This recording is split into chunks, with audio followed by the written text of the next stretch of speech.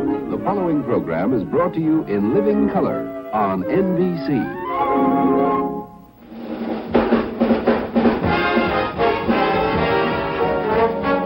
Wednesday from New York, The Tonight Show, starring Johnny Carson. This is Epic Man along with Doc Severance of the NBC Orchestra, inviting you to join Johnny and his guests, Alan King, Raquel Welch, Pete Meaton, here comes the Judge Markham, and Zena Hamilton.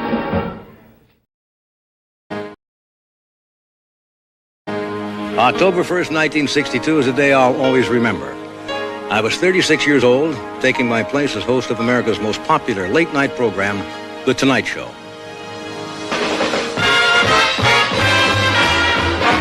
From New York, The Tonight Show, starring Johnny Carson. Johnny's guests tonight are Joan Crawford, Rudy Valley, Tony Bennett, Mel Brooks, the Phoenix Singers, Skitch Henderson with the NBC Orchestra, and me, I'm Ed McMahon. Right now, let's welcome the fellow you waited 6 months to see.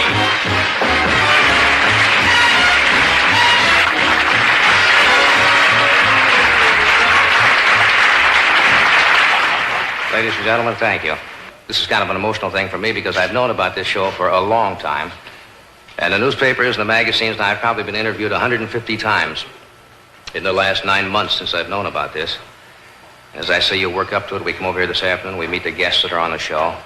And you get kind of charged up. I don't mean to be maudlin about it. But I know that tonight a lot of people, a lot of my friends are watching all over the country. And I only have one feeling as I stand here knowing that so many people are watching. I want my nana.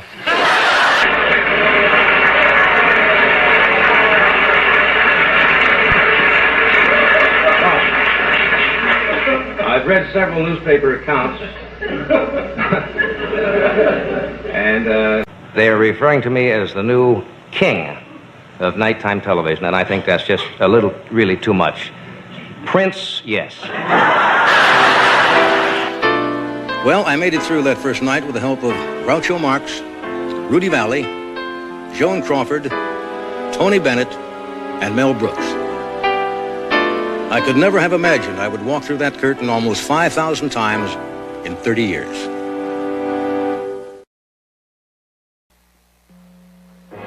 Come on, Nipper, time to go out. Go on, Nipper. Hurry, honey, we're gonna miss it.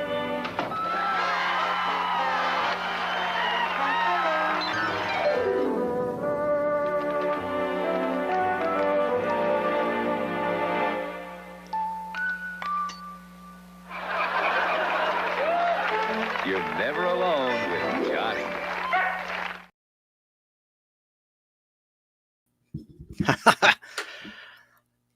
Hey, it's Podblast time. We have a very special guest coming right up.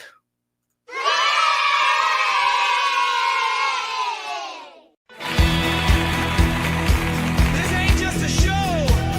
It's a time machine. Buckle up. Pop culture fans. You're about to blast back with jazz.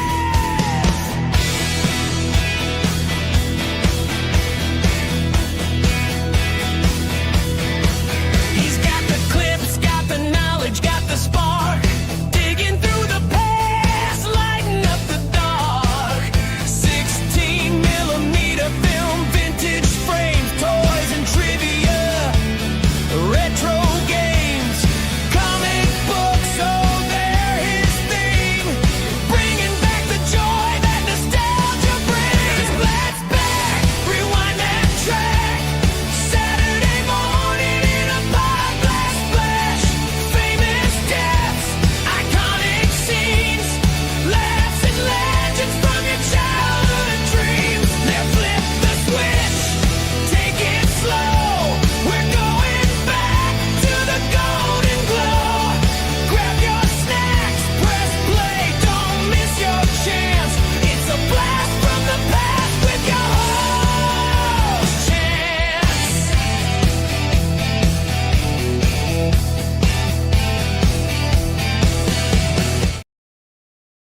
That's right. It's Podblast time. Podblast time at long last. It's been a couple weeks. Happy to have you with me in the chat.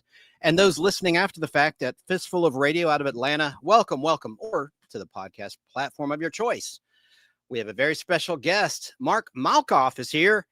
He's the author of a great new book about the greatest talk show in late night history, Johnny Carson. His book is titled Love Johnny Carson, One Obsessive Fan's Journey to Find the Genius Behind the Legend. So let's bring on our guest right now. Here is Mark. How are you, Mark? I'm doing fantastic. Thanks for having me.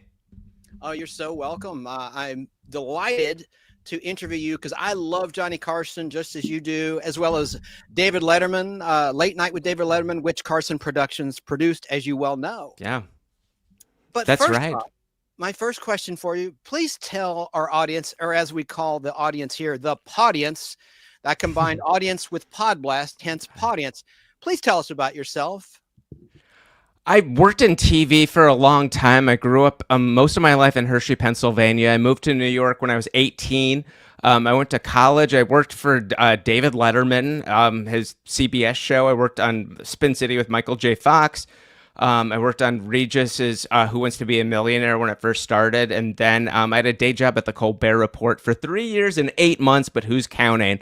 So I did a lot of behind the scenes things. And my favorite thing to do in high school was go to NBC. I would drive 3.5 hours as a teenager and go to see Letterman, go to Camp Out for Saturday Night Live tickets, get to meet my heroes.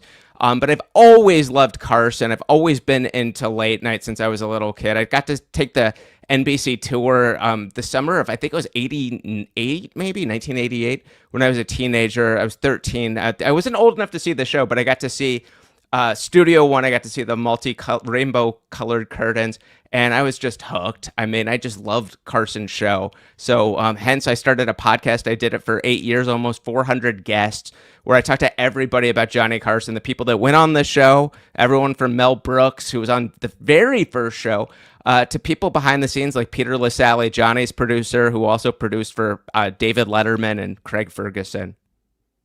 What an accomplished man you are. That's an impressive resume. So that's incredible that you worked with David Letterman. He's one of my idols. Oh, I love Dave. Yeah, sure. I saw that recently he actually, for charity, auctioned off the marquee for the Ed Sullivan Theater Late Show with David Letterman. That's true. And I think he actually delivered it to the person, or at least one of the marquees. I think there were a few maybe signs. But yeah, I got to meet him only once. It wasn't when I was working at the show. By the time I was there, he was very kind of closed off, but it was a privilege to be there. I mean, it was unbelievable. And I got to go to the Johnny Carson tribute show that Letterman did, when he revealed that all the monologue jokes were written by Johnny Carson. So I was there for that, which was a huge thrill. And I bet you saw a lot of interesting acts, a lot of great musical acts. I mean, Yeah. I've always wanted to see the Ed Sullivan Theater. I've never even set foot in there. Oh, it's beautiful. Yeah, they've renovated it a bunch now that Colbert's there from when Letterman was there, but it is a beautiful space. And it's just so historic. I mean, obviously Ed Sullivan and then Kate and Alley and a bunch of other shows, but Letterman's 25 years there. But it was, every time I walked into that place, it was just exciting time. The Beatles. Oh my gosh. I mean, the history. And of course, yes, it was a sign, not the marquee itself, that was auctioned off for charity. And you're right. It was on the Letterman YouTube channel. There was a great video where they delivered that piece of history to the winner. Very cool. So I have another question, of course. When were you first fascinated by Johnny Carson, and why? I was about maybe 5 or 6 years old. Before Pennsylvania, I was in Arlington Heights, Illinois. And my dad just really got me into classic comedy. So I was watching It's a Mad, Mad, Mad, Mad World. So Stanley Kramer's masterpiece. So I know who Jonathan Winters and all these amazing icons of comedy are. And my dad would let me stay up Friday nights sometimes, and during the summer sometimes. And I'd see Carson. And there was just something so likable about Johnny Carson. Like, he would be with A-list movie stars, and then he'd be so funny with animals and with kids and with people that weren't even famous. that had like the potato chip lady, this woman who worked at a potato chip factory, and she just noticed that some of the potato chips were in the shape of what looked like objects, and Johnny made her famous. So he was just so likable, and Johnny did these clip primetime anniversary shows, and those were the ones on VHS. We recorded off the TV. I would watch over and over again. I just remember as a kid asking my dad, who holds the curtain open for Johnny? And before I know it, years later, I'm with the gentleman, and he's telling me about all the adventures. So yeah, it was definitely a love for Johnny at an early age. What do you attribute to your good luck? Oh gosh, professional career. Oh, I think just knowing maybe early on that what I wanted to do and just being really focused. I mean, I was one of those people, you might be like this as well. I was writing letters and collecting autographs back and forth with anybody that I like, people like Steve Allen, people on Saturday Night Live. I would just write, and I just knew I wanted to immerse myself in this world, and that I was able to somehow talk my way into college in New York and just intern. I worked for free for a long time, having a good attitude and just being in awe and realizing it was such a privilege. But people were just really nice to me, I think. And just, I think that goes a long way. Absolutely. Steve Allen, one of the greats and one of the original Tonight Show hosts. That's right. Yeah. Thought he was great. Yeah, and you have a really nice personality. I think that helps too, when you make connections and get your foot in the door. And you're talented. I hope so. Thank you. It was fun, especially to be on some of those shows that were like Regis Philbin is one of the best broadcasters ever, and just the fact that like when I was at Who Wants to Be a Millionaire, when that was the hottest show in TV. It was definitely, just to be around that energy was something. I really, really wish I got to work on the Tonight Show, but it's all good. I mean, I talked to over 400 people, and I feel like they kind of include me into their group, which is really nice. They had a reunion and they invited me. I couldn't make it to California, but yeah, that seems like that was the most fun, that show, the 10 years in New York and 20 years in Burbank. Is that your final answer? I loved Regis so much. And that's good. He was a nice man. He was a really nice man. Yeah, and he and Dave had the open heart surgery aspect in common in terms of their personal health. And I know Dave Letterman really admired Regis. He did. In the beginning, Regis would just do comedy bits on the show. And Peter LaSalle, who was Johnny's producer, who was Dave's producer, who was friends with Regis, they were old NBC pages, told Regis, stop acting like a stooge and be a guest on the show. And that's when Regis really started to shine with Dave.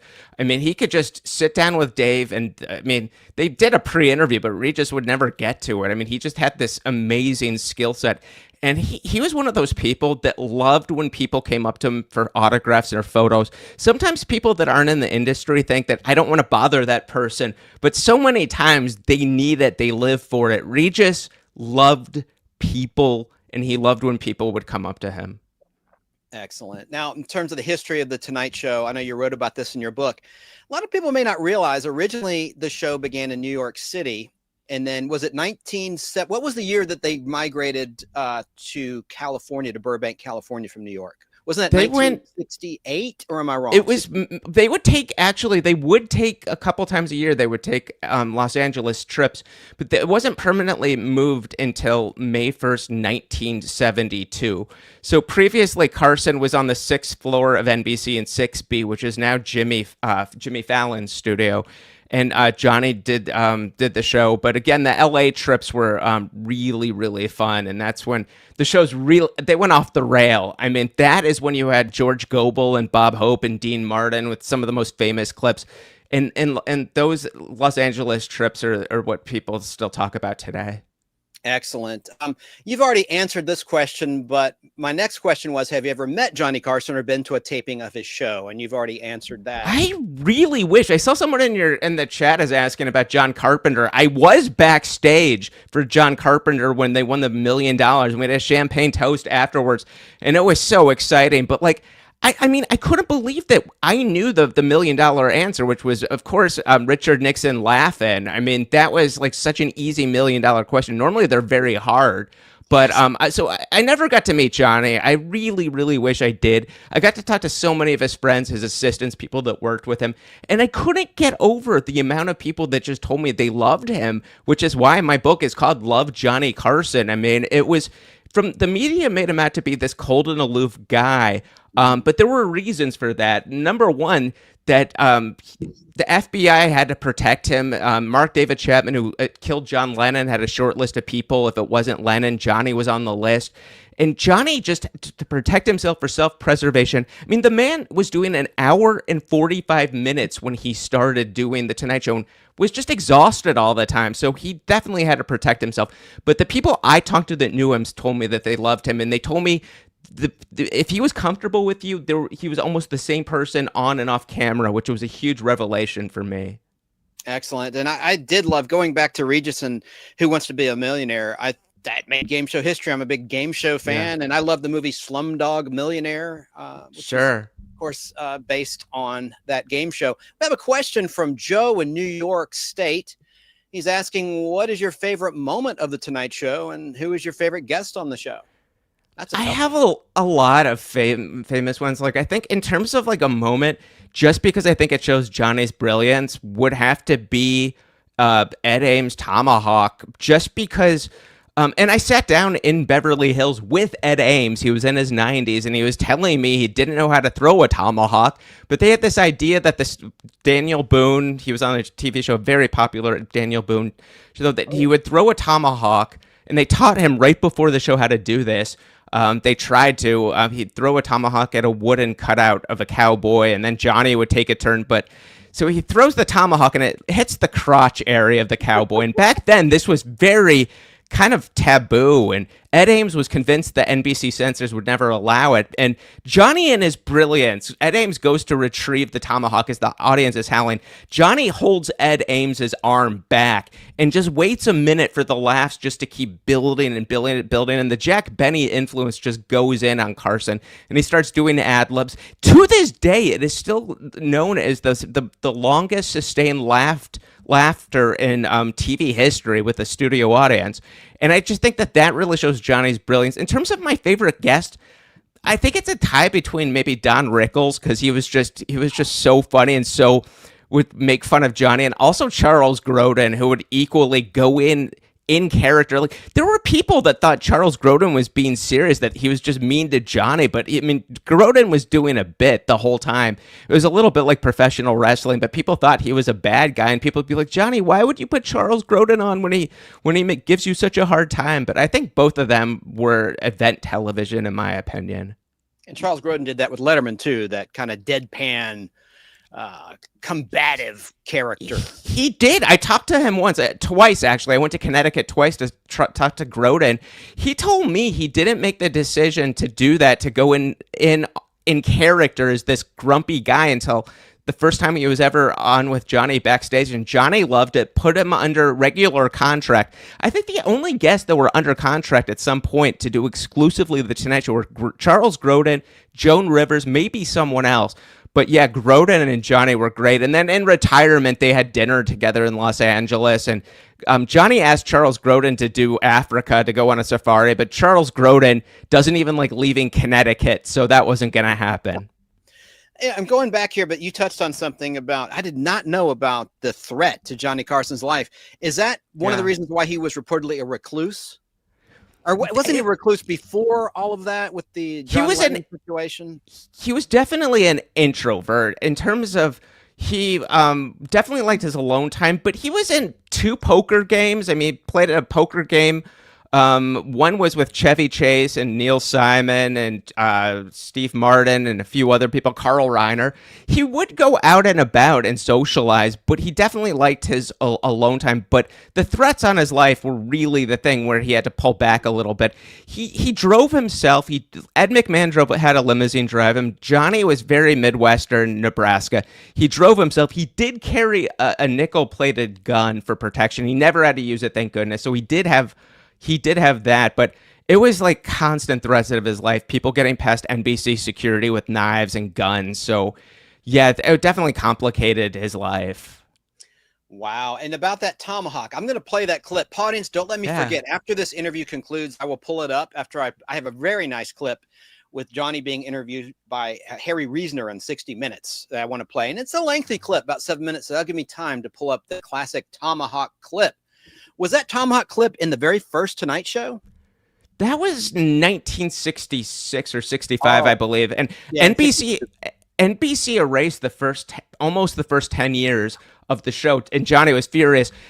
After the tomahawk, Johnny and his brilliance told NBC, I want a copy of this, because he knew he had gold. So that is the only reason that he had a personal copy, that it was able to get in all those anniversary shows. It's a kinescope, which is where they record the monitor with film, like Jackie Gleason did with the Jackie Gleason show with those lost honeymooners. They weren't really lost. They're in Jackie Gleason's vault as a retirement fund, if you will. But I think his line was, I didn't know you were Jewish, when the tomahawk, like circumcision joke or something. I thought and it was an annual event where Johnny would put that in the anniversary show. And then a few times he thought it was overdone and he stopped, but people were outraged. They're like, we need the tomahawk. So it became annual television.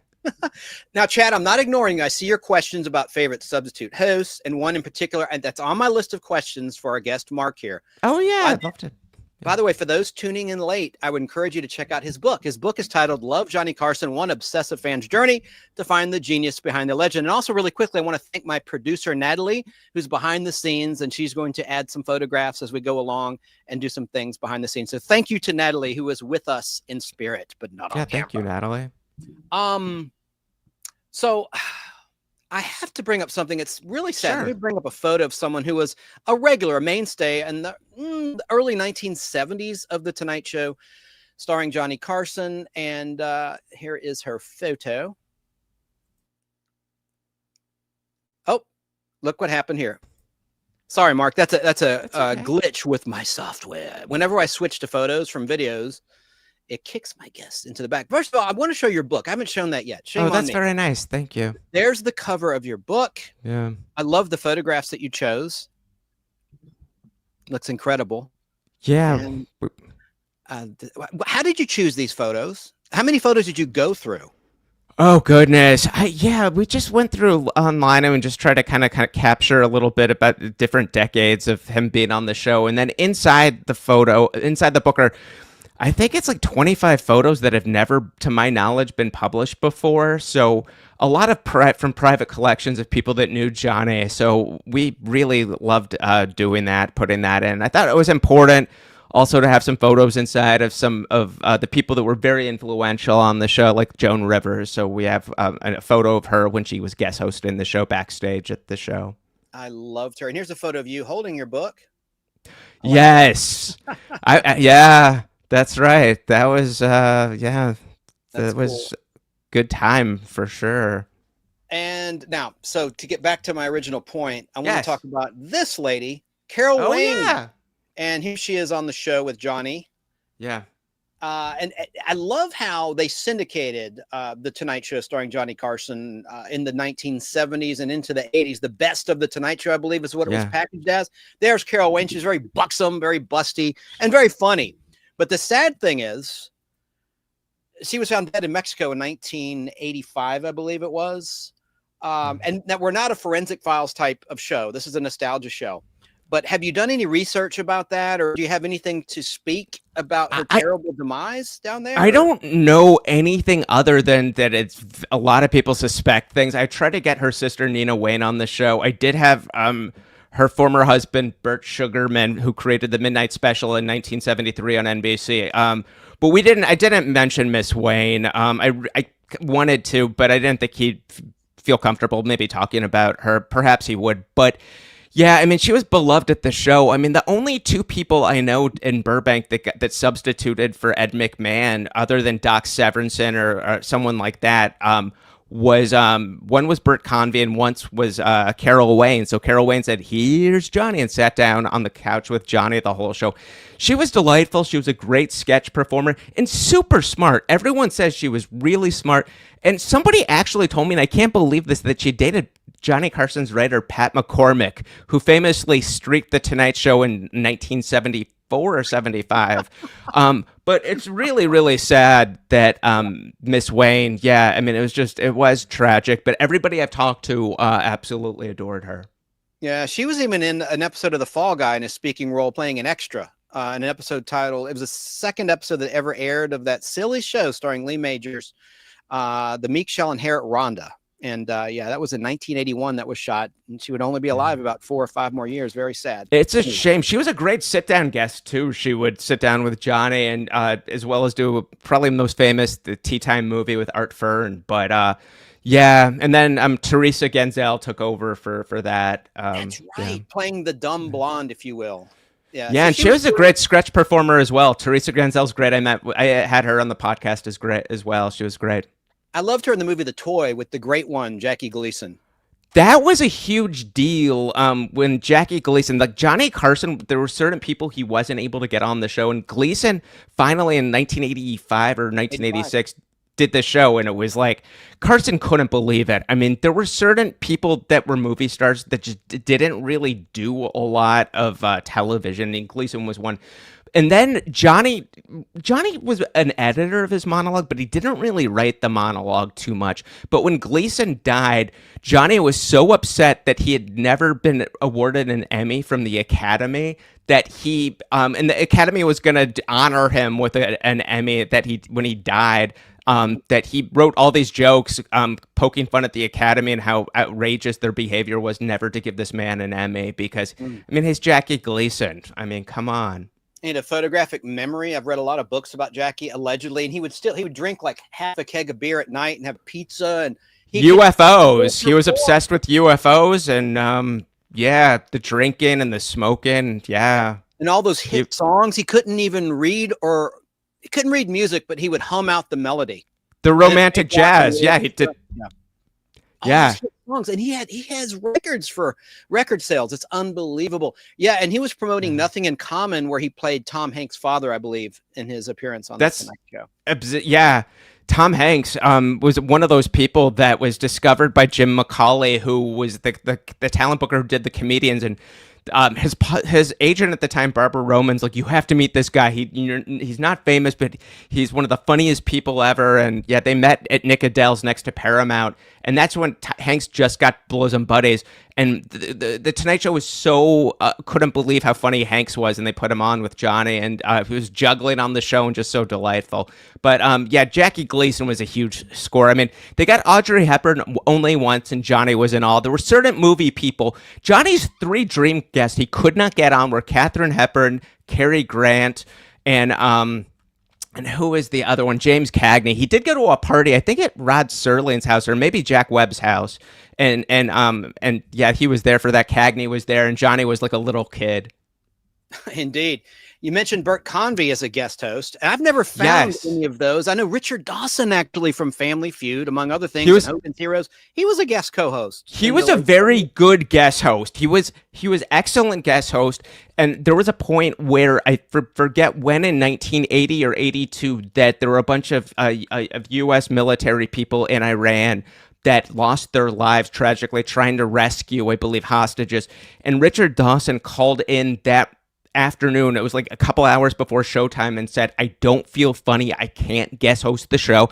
He left the show in a bind. They were really upset, and they put Bert Convy, and they were panicking. Who do we get to guest host? And Bert Convy came in at the last minute, and things worked out. But they never had Dawson back as a guest host after that. But he was a very good guest host. But everyone from Orson Welles to Peter Bogdanovich to Kirk Douglas guest hosted the show. Shelley Winters, Michael Landon.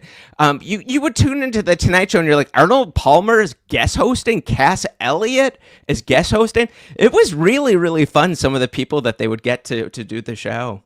Yeah, I like Bert Convy. I really like Tattletales on CBS, which is running on the Buzzer Network. I love watching reruns where you see real couples answering questions about each other, and it was just kind of an interesting game show. And the poor man died in 1991, a long time ago. Bert did. It was really quick too. Yeah. Yeah, I emailed with his daughter a little bit and we talked on the phone, but yeah, he was one of the people that she mentioned, and I'm sure this is right, that was on a short list if Johnny did retire, because there were a couple times he said he was going to leave the show. Bert Convy was effortless, McLean Stevenson was an effortless host, Richard Dawson was very good at it. The skill set does not always translate. Charles Nelson Riley couldn't do it. He tried. It was extremely hard. Chevy Chase tried in 1986 and had a hard time and went on with Johnny a month later and said, nobody knows how hard this is. It was the hardest thing I ever did, and no one will be the next Johnny Carson. I mean, Carson just made it look effortless. Yes, he did. And speaking of 1986, I believe this picture was taken in 1985 or 1986 with Johnny Carson and David Letterman. I always love this publicity. That is true. Johnny is on a crate to make him look a little taller. Dave has a couple inches on Johnny, so he was standing on something. But yeah, Johnny loved Dave. Dave, loyalty was the most important thing with Johnny, and Dave was always very loyal to him. And they were neighbors in Malibu. And one of the funniest things ever that I got such a kick out of that's on YouTube is when Johnny Carson stole David Letterman's truck in Malibu, which Dave was going to be on the show. And Johnny thought it was so ridiculous that this truck that Dave drove out from in Indianapolis in 1973 was, it's this dumpy truck that was really rusted. In Malibu, this, where millionaires live, that he would have this out. So they called Letterman into NBC early, they came up with some excuse to get him there. And then they actually took a tow truck and they took his truck and they put it backstage during the show when Dave didn't know. And they revealed his truck, the curtains open, and Dave was so embarrassed. It was hilarious. I love it when Dave would go out to California and he brought his own desk, and vice versa. Yeah, Johnny brought that's a desk true. to New York. Johnny would get very nervous. He only did Dave's show once and then made a cameo, but he was so really wanted to score, and he brought the prop desk, which I think his head writer Ray Stiller had that idea. But whenever David Letterman or Richard Pryor were guests on the show, the material would be on Johnny's show would be so much edgier. Johnny would be very insecure when Letterman or Pryor, somebody he looked up to, were there. So he wanted to do like the best possible comedy and stuff that might be a little bit more daring that they normally wouldn't do. That's right. Now, those tuning in late who might be listening or watching after the fact, you're listening and watching Mark Malkoff. And am I pronouncing your last name correctly, sir? Yeah, sure. Yeah, Mark Malkoff. I'll take it. And he's the author of Love Johnny Carson, One Obsessive Fan's Journey to Find the Genius Behind the Legend. And those that are watching on their television screens or on their phones or MacBooks or laptops, you can see his book. We're at the 32-minute, 23-second mark. All right. And it's a great read. And I would encourage people to read it themselves and purchase a copy. It's very reasonably priced. Where can people find your book? They can find it everywhere from Amazon to Barnes & Noble. Bookstores have it. I did the audio version, so on Audible. I did it over 5 days. And I am very proud of the fact that there's a lot of things such as Miss Joan Rivers on what actually happened. There's a bunch of things that are people really don't know the true story about Joan Rivers, and I thought it was important to set the record straight, not only from the people that knew Johnny, but from Johnny directly, as well as people that worked on the Tonight Show and Miss Rivers' own friends. It was a much more complicated story than Miss Rivers just not telling Johnny. And Miss Rivers said she wasn't allowed to tell Johnny. Barry Diller, the head of Fox, told me to my face here in New York that he told Miss Rivers, you owe it to Johnny to tell him in advance that you were going to be competing against him. Barry Diller said, I'm friends with Johnny. I play in a poker game with him. And basically, I don't want to give too much of away, but Miss Rivers tried to take Peter LaSalle away from Johnny, Johnny's producer, and every talent coordinator Johnny had Miss Rivers tried to take away and double their salary. So there's a lot more to the story, and we talk about all of that. But Miss Rivers' talent, you cannot deny. I mean, she was unbelievable. But Johnny put her in a position where she was the permanent guest host for the first time in the history of the show. Permanent guest host, and her rate in Atlantic City and Vegas, I mean, just shot through the roof with that visibility, and she beat Frank Sinatra's record for being paid as an entertainer. And Johnny changed her life, no doubt. And Johnny just felt the way Miss Rivers operated, trying to take his staff and not telling him when she could have. He never got over that. I don't think Miss Rivers ever got over that too. I think that was really, really hard for her. I have a clip I want to play of Joan Rivers in her own words towards the twilight of her life, talking about that situation. And it is right here. 32-second clip, folks. When I got my own show on Fox, and Fox, they didn't even have numbers then. You know what I mean? They had 5 affiliates when they started. Silly. But I suddenly became a threat to Carson. And he did everything. He said I never told him. First one I called was Carson. I've always been very proud of that, because, you know, all these lies that have come out. She never called Carson. She didn't tell Johnny. Bullshit.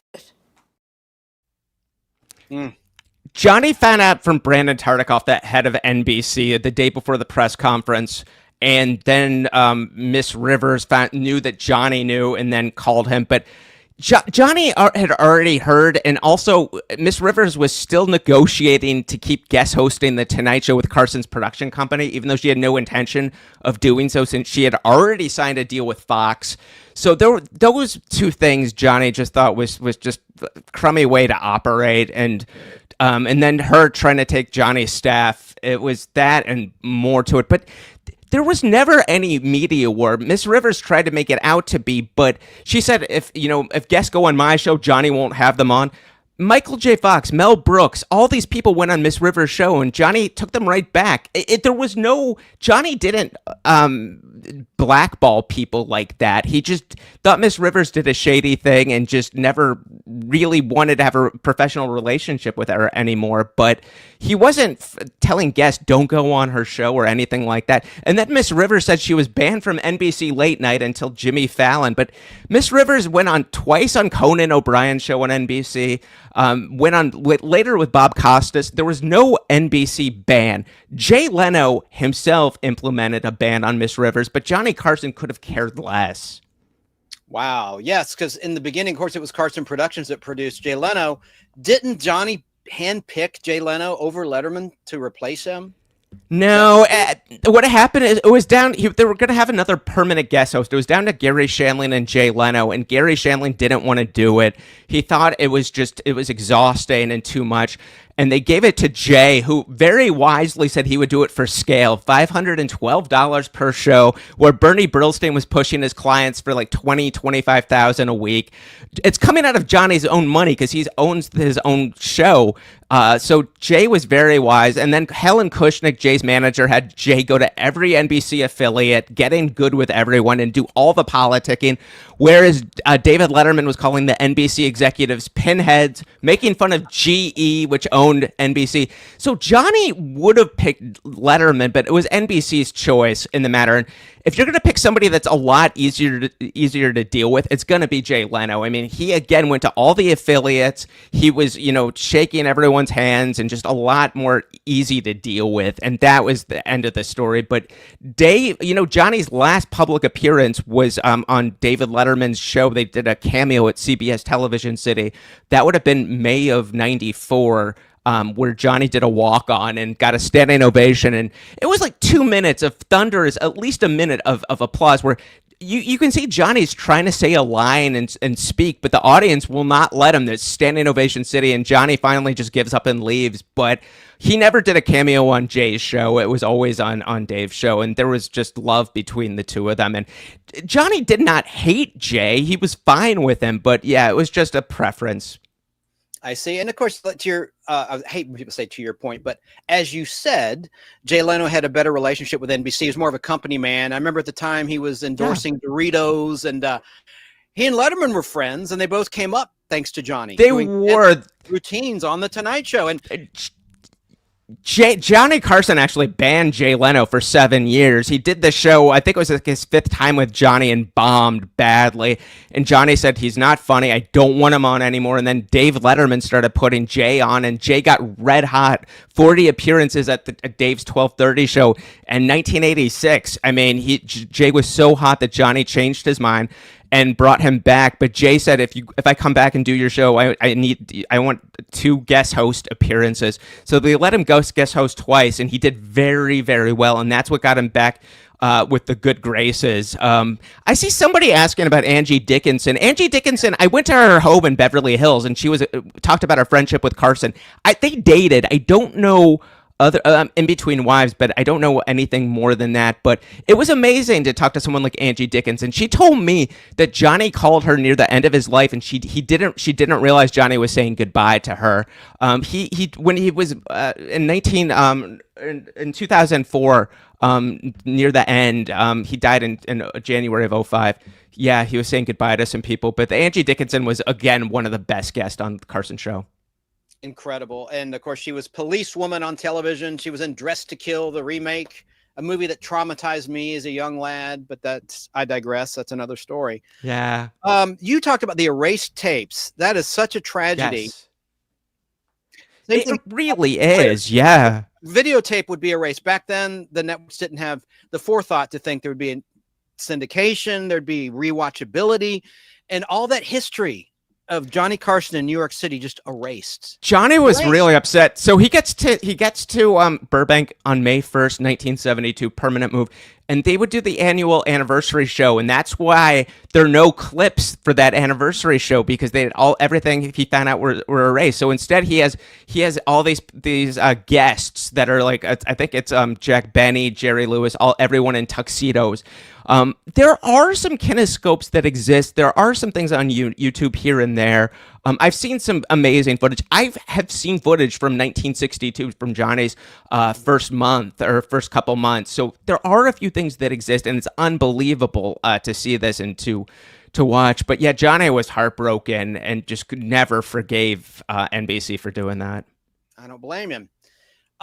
Question from Chatty Blogger. That's Mikey. Says, he asks you, Mark, was the late night movie, which covered the Letterman-Leno feud, was any of it accurate? The Late Night Wars, I believe, was the title of that television film, if I'm not mistaken. To my knowledge, The Late Shift, written by Bill Carter, in the movie, I thought the movie, they might have a little bit here or there. They might have heightened some stuff, but to my knowledge, it was right on the money. I mean, Bill Carter I believe wrote the screenplay and did the book, and I personally know Bill, and he's an upstanding journalist. Yeah, I do want to say one thing that I do think in terms of my research might be a little bit off, was that Helen Kushnick, who was portrayed by Kathy Bates, who was Jay Leno's manager, was portrayed very ruthless, and that did exist, that part of her, but I did talk to a lot of people, or a decent amount of people, that did like her as well, and that really maybe has been not talked about much, but there were people that told me that they did in fact like her, but she was kind of like the villain of the movie. And but besides that, it was the movie, from what I know, it was spot on. Excellent. And Chatty also says, I think the late Robin Williams' first and last appearance on the Tonight Show starring Johnny Carson were absolutely awesome. Robin Williams was someone that Johnny wanted on for a long time, and Jack Rowland, who's a very powerful comedy manager, kept Robin Williams off the show for a while and was just kind of having him do movies and just staying away from TV. But when they got Robin on, Johnny fell in love with him. And when Johnny had to pick out his last 2 guests, which were on May 21st, 1992, he picked Robin Williams and he picked Bette Midler, and it was amazing television. And Robin Williams called him the next day. This was the morning of Johnny's final show, and Johnny took the phone call, and Robin Williams was crying just tears about how much it meant to him to be there. That final penultimate show afterwards, which Bette Midler won an Emmy for, she sang to Johnny afterwards. It was very rare. Johnny had both Bette and Robin down to his office and just to be with them. And Johnny said nothing in television, anything as magical as that night had ever happened to him. And he didn't want to do a final show because it's like, how do you top the show that we just did with Bette Midler and Robin Williams? He joked, we're not gonna even come into work. Of course Johnny did, and he did a great job. And there were no guests on the final show. NBC would have loved to have it star-studded, but Johnny said, you know what? We started quiet. We're just going to go out quiet. And he did a fantastic job. But a lot of people to this day really do consider that Robin Williams, Bette Midler to be the final Tonight Show, the real final Tonight Show. And Johnny was crying. I mean, you see the tears in his eyes. That was one of the most emotional, magical things in television history. Totally. It definitely moved me. I have it on videotape. I taped it back in 92. It's on one of the videotapes behind me. Yeah. Here. That's great. Oh, that was incredible. So many things you said. Speaking of Robin Williams, a little fun fact for those in the audience is that the season before Mork and Mindy debuted on ABC, he had a guest spot in a credited role on a show called 8 is Enough in season 2 of that program. It aired in 77. If my math's correct, that's the year you were born, Mark. Am I wrong? Yeah, it's close. Somebody got that wrong on the internet. I've never corrected it, but I'm they're within a year or so. Yeah. Okay, well, he has a credit, but they cut him out. The editor cut out. I didn't know that. Yeah, Robin Williams, there's a credit, and he played like a TV repairman. And all you see, it's like he's a bit of an extra once he was edited down. You see a little bit of his back or something, but they cut the entire scene out. How silly is that in retrospect? No one knew what a superstar and what a super talent he was when that decision most was of the time, most people in stand-up, you have to go in the clubs for years and years to develop, and Robin Williams was a superstar very quickly. I mean, people would say he would get standing ovations as an unknown, and that just almost never happens. But yeah, Johnny Pitt really did a great job having Williams on the show. I mean, Johnny, I know that at least one time Johnny was sick when he had a host, and he said Robin saved him. I mean, he was one of those rare guests like Rickles or Buddy Hackett, where you could just kind of like Johnny could back off and let them take over, and they were just so good at what they did. An underrated high energy comic I thought was Altman. Is his name Jeff Altman? Jeff Altman was great. Yeah, he was on my podcast as well. He does a good. Jeff Altman one night was at I think the Comedy Store in L.A. and he's doing his comedy for all these L.A. tourists, and he's doing his Johnny Carson impersonation. And who of anybody walks in the room but Johnny Carson? And Johnny gets on the stage with Jeff, and they do back and forth. But it was one of those things Jeff couldn't believe that happened. I mean, what are the odds that you're doing in a stand-up club, no television cameras, you're doing Carson and Johnny happens to be there? Is the Comedy Store the one that Mitzi, Pauly Shore's mom, owns? Yes, that's right. Yeah, Johnny would go sometimes. I mean, Johnny loved Richard Pryor. He would go see Pryor perform. He would sometimes go to Dangerfields. Johnny talked on The Tonight Show about his struggles. One of his big struggles that he talked about was his drinking. He had a very bad drinking problem. He said when he did drink, he would have one more drink too much and it would turn him into Attila the Hun. Rodney Dangerfield was banned from the New York show for a couple of years because he wrote a nasty letter to Johnny with a lot of inappropriate words. I can't say it right here that I'm not going to say. Accusing Carson's writers of stealing a joke from Rodney's stand-up, which might have happened, might have not. And then they made up. And 1969, Rodney made his debut, but Johnny had one caveat. Rodney will not sit on the couch. He's just going to do stand-up, and I'm not going to have him on the couch. But Dangerfield was so funny and so hilarious that Johnny did, in fact, call him over in 1969 and loved Dangerfield. I mean, Dangerfield would do 50 new jokes every time. Most comedians would do 25. Rodney would do 25 jokes as stand-up, then sit down with Johnny and do 25 more, and was unbelievable. I'm going to play a quick clip. This is a 30-second promo, and you just see some of the immense talent. This is a 1972 NBC promo, 18 seconds long. Check this out, folks. I hope you'll be with us tonight when my guests are Mr. Johnny Mathis, Mr. George Carlin, Mr. Rob Reiner, Carol Wayne, and Mr. Blackwell. We'll be here getting into trouble, so join us tonight at 11:30. How about that?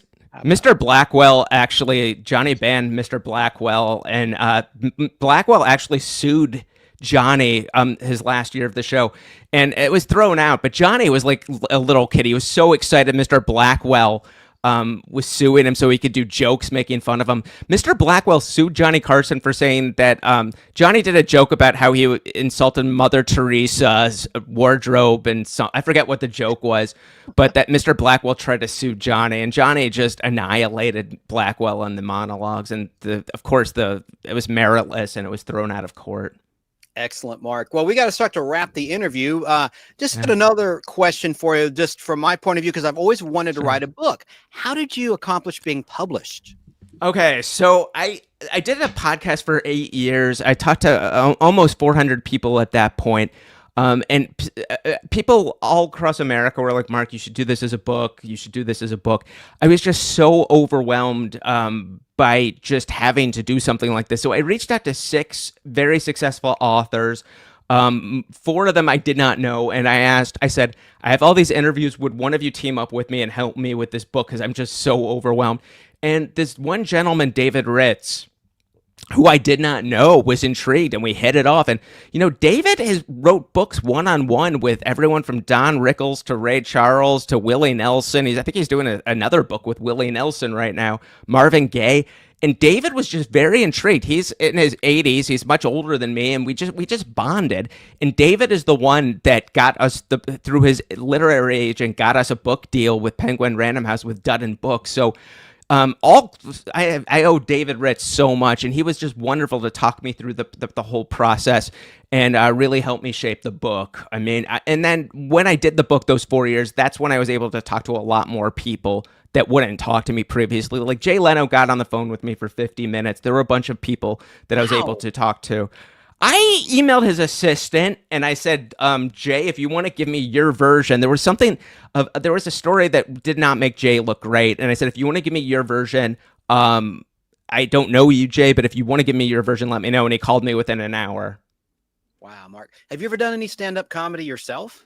Yeah, it's been a while. I might go back to it, believe it or not. Yeah, I did sketch comedy. I did these videos on YouTube. I made my living doing comedy videos on YouTube for a long time, and would go on the Today Show. I've been on the Today Show. I've been on Good Morning America. So I used to do a lot of that type of stuff, but I'm thinking about maybe coming back and doing some stand-up. It's been a long time, though. We'll see. You're the real deal. Thank you, sir. Until you make it roll. Unbelievable. We're trying. Yeah. And Chatty says, I subbed your first YouTube channel that had your Guinness World Record feats. Somebody beat that. Somebody in Japan in the last couple of years. I had the Guinness World Record for most airline flights in a month. I lived on a commercial airplane nonstop to get over my fear of flying, and I did it with an airline that doesn't exist anymore. And I didn't know I'd get a Guinness World Record, but they presented me one, and that stood for a long time, but not anymore. Was that Eastern Airlines by chance?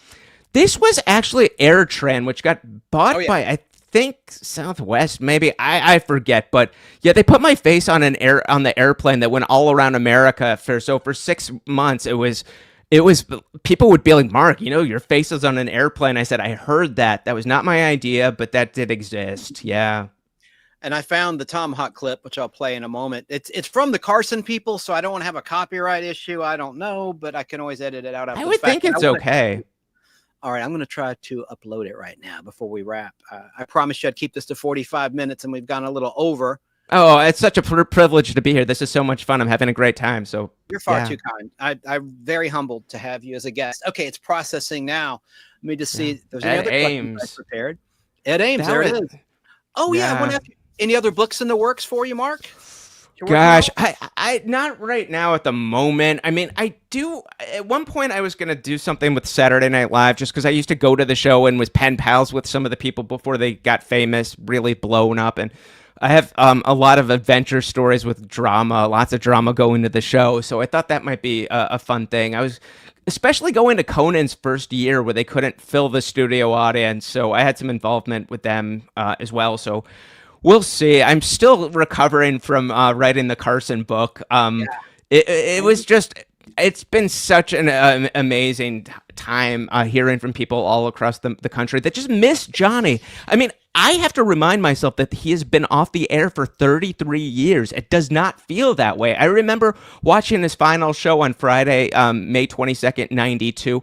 And just the fact that all the late night hosts still talk about him on the air today, and the fact that every poll, whenever a major magazine or a poll does like the greatest late night host of all time, Johnny still wins every time, says so much about his work and about how him as a host. I mean, I don't think he's ever going to be outdone.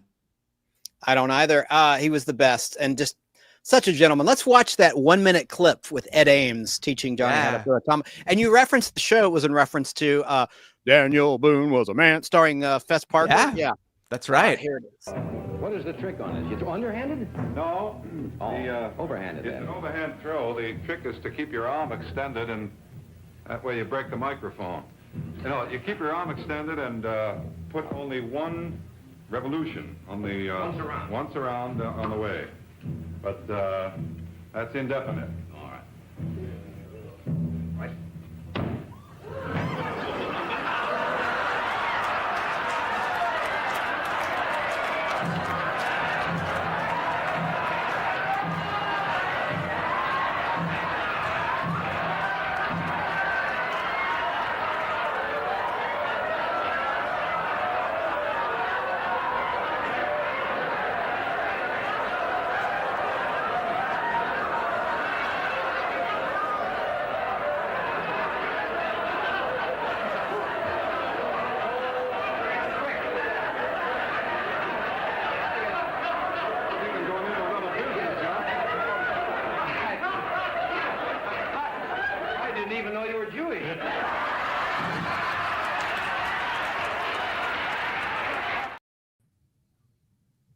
There's the sustained laughter.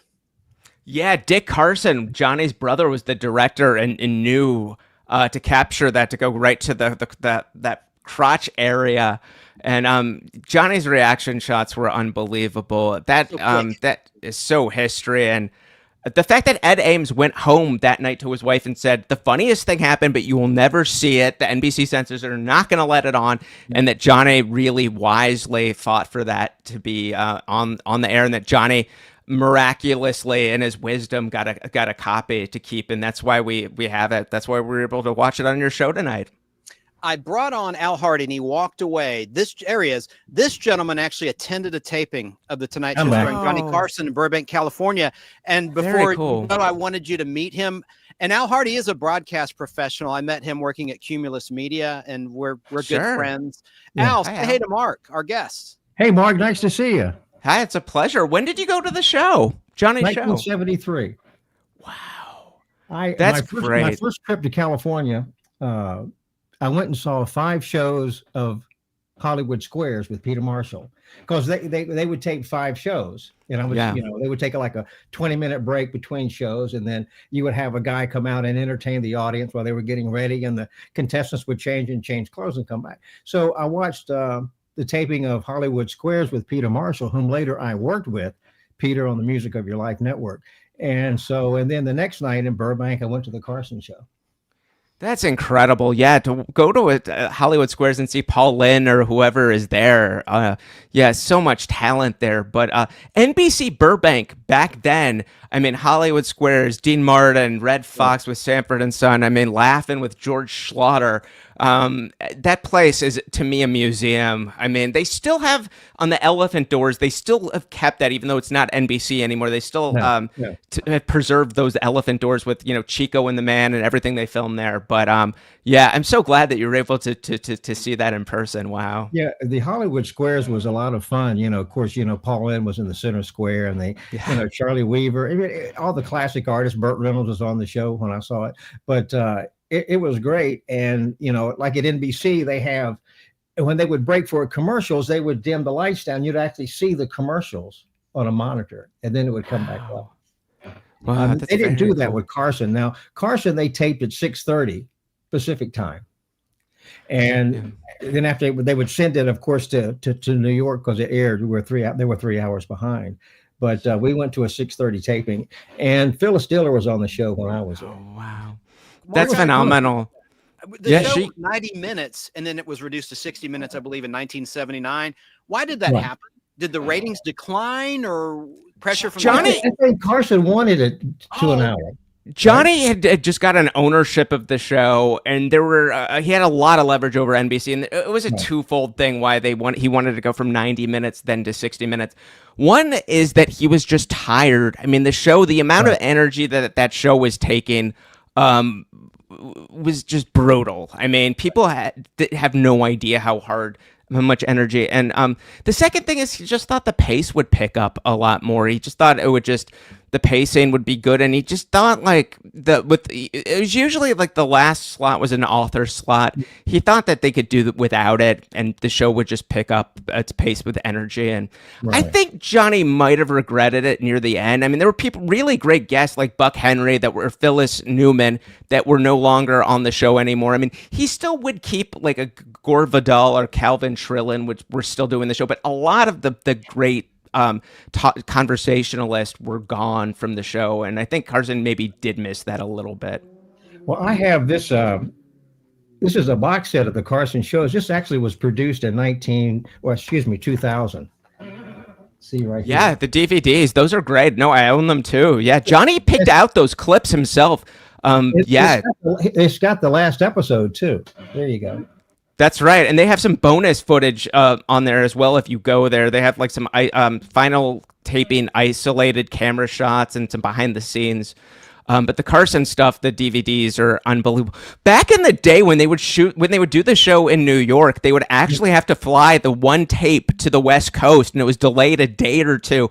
And then when they would go to Hollywood, they would actually have to tape on a Sunday. And then for that to get to New York on a Monday to air, and then they would take the tape back to California to air it a couple days later. It was the whole system was unbelievable with the delays and without having a satellite to make something like that work. I mean, the public had no idea. Didn't in 1973 they have satellite when they taped on the West Coast, and they would just feed it to New York? I think by then it was good, but up until like 72, 71, it was still, and Johnny was very frustrated. I mean, he was frustrated for a lot of things. I mean, it took him forever to get a bathroom in his office in New York. He had to go to the men's room and have the network key and be with everyone, all the NBC employees. He didn't feel like he was treated like a star. So things started to change. But yeah, the whole flying the tape to the West Coast and the East Coast lasted way too long. Well, I used to work in television at an NBC affiliate, North Carolina, my hometown. Of course, I'm in Atlanta now. And I was a switcher. Like I ran what was on the air. And I worked until, we did the 11 o'clock news, and Carson came on at 11:30. And so, and then of course, after that was the Tomorrow Show with Tom Snyder. But I watched Carson shows so many times because I was working at an NBC affiliate. So I saw a lot of the shows. And then, talk about a broadcaster. I mean, it's just so good. Tom Snyder in his own right was very, very good at at that show as well. Was a great conversationalist. Yeah. The two. Yeah. Go ahead. I had the honor of calling just as a caller, speaking with the late great Tom Snyder on the Late Show in 1996, and I put it on my YouTube channel, the Nostalgic Podblast. But anyway, he was. I cracked him up. I asked actor Malcolm McDowell what it felt like to kill off Captain James T. Kirk in Star Trek Generations, and he cracked up and he goes, "Are you a Trekkie, Chance?" I don't know. It was just a funny moment. I love the fact, Johnny and Tom Snyder did not necessarily get along with one another, and I talk about that in the book. Really? And then Rona Barrett, when NBC brought her in to do the show with Tom Snyder, Carson put her on the show a couple times just to get under Snyder's skin. So yeah, there was some competitiveness between Snyder and Carson. We talk about some of those. I don't want to know if they're feuds, but disagreements. Right. Certainly Wayne Newton and Johnny Carson. I go into what actually happened with the two of them that did not like each other. There are only a handful of people that had problems with Johnny Carson that I know of. I tried to talk to Mr. Newton. I tried to talk to Miss Rivers. It's like less than one hand of people, and none of them would talk to me. I tried, but I do go into what happened in the book. So do you have a favorite? I'm going to put up a picture of his book, and sometimes it kicks people backstage. Just hold 1 second. I just want to make sure. Okay, we're good. Please continue. Do you have a favorite bit that Carson did on the show? Oh, I mean, goodness. my favorite bit was Karnak. Oh, Karnak was great, and that was very, very hard for the writers to write Karnaks. And Johnny thought it was a breeze. He did not like necessarily doing Karnak. He hated Stump the Band, but he knew that the audience liked it, just like Sinatra didn't like, I think, singing maybe My Way or Strangers in the Night, something like that. But he knew the audience loved it. But yeah, I really loved when his jokes would bomb in the monologue, and he'd be even funnier, covering up for them. Some of the sketches I thought were really fun. The potato chip lady, when Ed McMahon distracts her and Johnny chomps down on a potato chip, and the potato chip lady thinks that Carson ate her potato chip, but it was actually a separate bowl of potato chips, I think is a really funny bit. That was Johnny's idea. And that woman, Myrtle Young, who I think was 65 at the time, became a big star. She would travel all over the country, internationally, with her potato chip collection. One of the chips looked like Bob Hope, and that got in the newspaper, and Bob Hope wrote a letter saying that how much that he appreciated that. And but yeah, Carson made all these people into stars. It was unbelievable, the power of Johnny. I love Johnny with animals as well. Animals. I talked to both Joan Embry and Jim Fowler, and to hear their backstories were unbelievable. Jim Fowler took Johnny Carson to Africa. They went on a safari. Johnny retired in May of '92, and then that would have been with the winter of '93. It would have been that. It was Jim Fowler, his wife, Johnny Carson, his wife, and Johnny's two kids. They went to Africa, and Johnny had learned enough Swahili to communicate with the locals, and it blew everybody's minds that Johnny was taking lessons, and he was doing magic tricks for the Africans, and just unbelievable talent.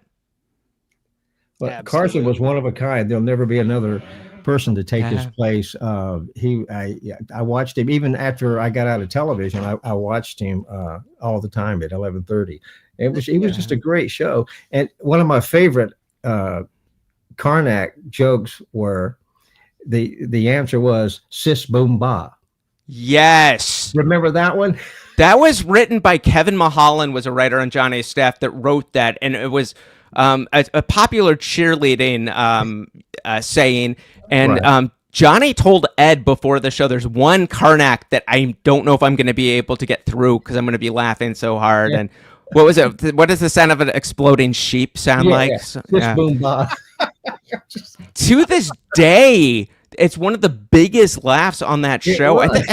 Tom Hanks did an interview in the last year saying that he watched that with some friends, and he said they were laughing for like minutes. They couldn't stop laughing watching Sis. Well, the look on Carson's face, it was just, him and Ed McMahon. It was just funny. It was just they played off one another so well. They were really close back in New York. They socially not as much in Burbank, but they still, when they were on air, they could read each other's minds.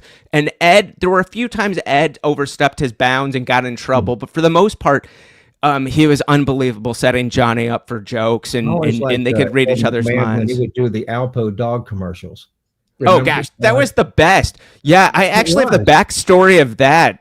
That dog actually, Doc Severinsen and his wife Emily, who worked on the show, they actually kept that dog for a while. But the dog was Ed McMahon did a gesture where he commanded the dog not to eat. I forget what it was, but he did it unknowingly. And then Johnny, in his brilliance, runs around backstage and pretends to be the dog. And a 30-second commercial.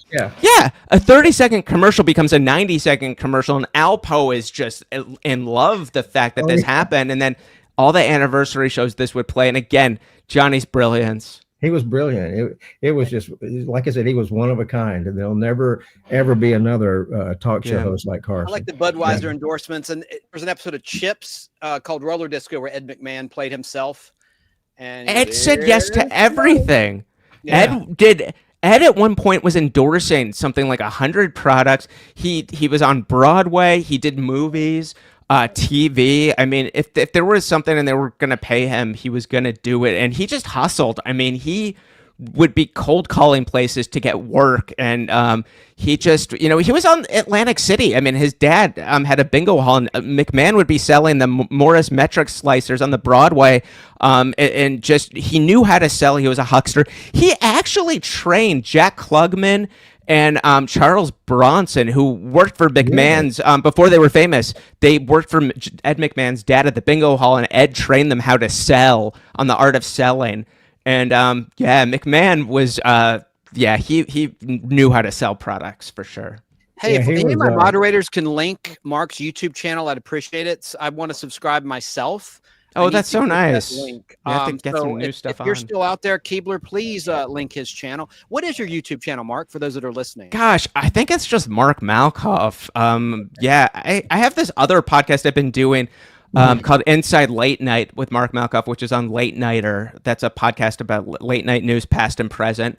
But I think it's just my name, Mark Malkoff. And I have a bunch of my comedy videos, and I am thinking about doing some new stuff. So we'll see what happens. Maybe putting up some Carson related things. So I was just in Johnny's hometown. I was in his boyhood home over the weekend in I thought it was called Norfolk, but they say the locals call it Norfolk. So I was in Nebraska, and I was in Johnny's old home, a boyhood home, and it was unbelievable to be there. Wasn't there a special where Carson went back home, and they I remember seeing that on television. It's a beautiful special. I think it's on YouTube. But Johnny goes home, and Johnny got very emotional. I talked to somebody that was with him on that trip, and they said Johnny was crying. Just so emotional to be back with his classmates. Great show. It was unbelievable. Mark, you reminded me of an old joke. You know how the slogan for the state of Virginia is for lovers? Mm-hmm. The slogan for West Virginia is for cousins. Oh my goodness. Did Johnny do that joke? No, it's a joke I heard. It's an old joke from the 90s. Oh, okay. I didn't know, because Johnny would make fun of states, and they would have governors and they would have mayors that were upset that would write Johnny letters. So I didn't know if he did a joke about that. But Johnny was constantly apologizing for jokes on the show and calling people that had problems with jokes to diffuse situations. But he would seriously pick up the phone and call people and write letters. And even in retirement, it never occurred to me when Johnny was in retirement that I could write Johnny a letter and he would write me back personally. But that was him. He was a very polite Midwestern from Nebraska. His personal assistant said, I never signed Johnny's name on autographs. It was always Johnny. He would dictate all his mail himself. I liked it when Carson, he would do the monologue and a joke bombed. You would see the microphone come down and he'd go boom, boom, boom, boom. Attention Kmart shoppers. Is it working? Yeah. He was a master at that. It was a skill set that, by the time Johnny took over the Tonight Show when he was 36 years old, he had already been doing magic since he was 14, playing bingo halls, playing all over Nebraska. Then radio. So he had been performing at this point for 20 years. I mean, he was in Los Angeles locally doing the Carson Cellar, Carson's Commercial Break, Earn Your Vacation, 4 years on ABC doing Who Do You Trust? So by the time he took that gig, the Tonight Show gig, he had so much practice. He was ready to go. His second wife, Joanne, was the one that really talked him into it. He was convinced that nobody could replace Jack Parr, and everyone told him, don't take the gig. No one can replace Jack Parr. It took Johnny a little bit of time to figure it out. But once he did, oh my goodness, he really set the standard for how to do one of those late night shows. Excellent. Yeah, it was a fun show to watch the taping too. It was really I good. bet. I'm glad you got to be there. If he wasn't doing a sketch, normally after the monologue, he would stick around and take questions from the audience. Not always, but a lot of times. I remember the last few months he did that after the monologue. It wasn't televised. He said, "Anyone have any questions?" And somebody asked him, "Johnny, what are you going to do when the show goes off the air?" And Johnny says, "I'm going to become a Jehovah's Witness." So that's what Johnny said. That was his answer to the audience member that asked him that. So, but yeah, he drove himself to work too. He drove a Corvette.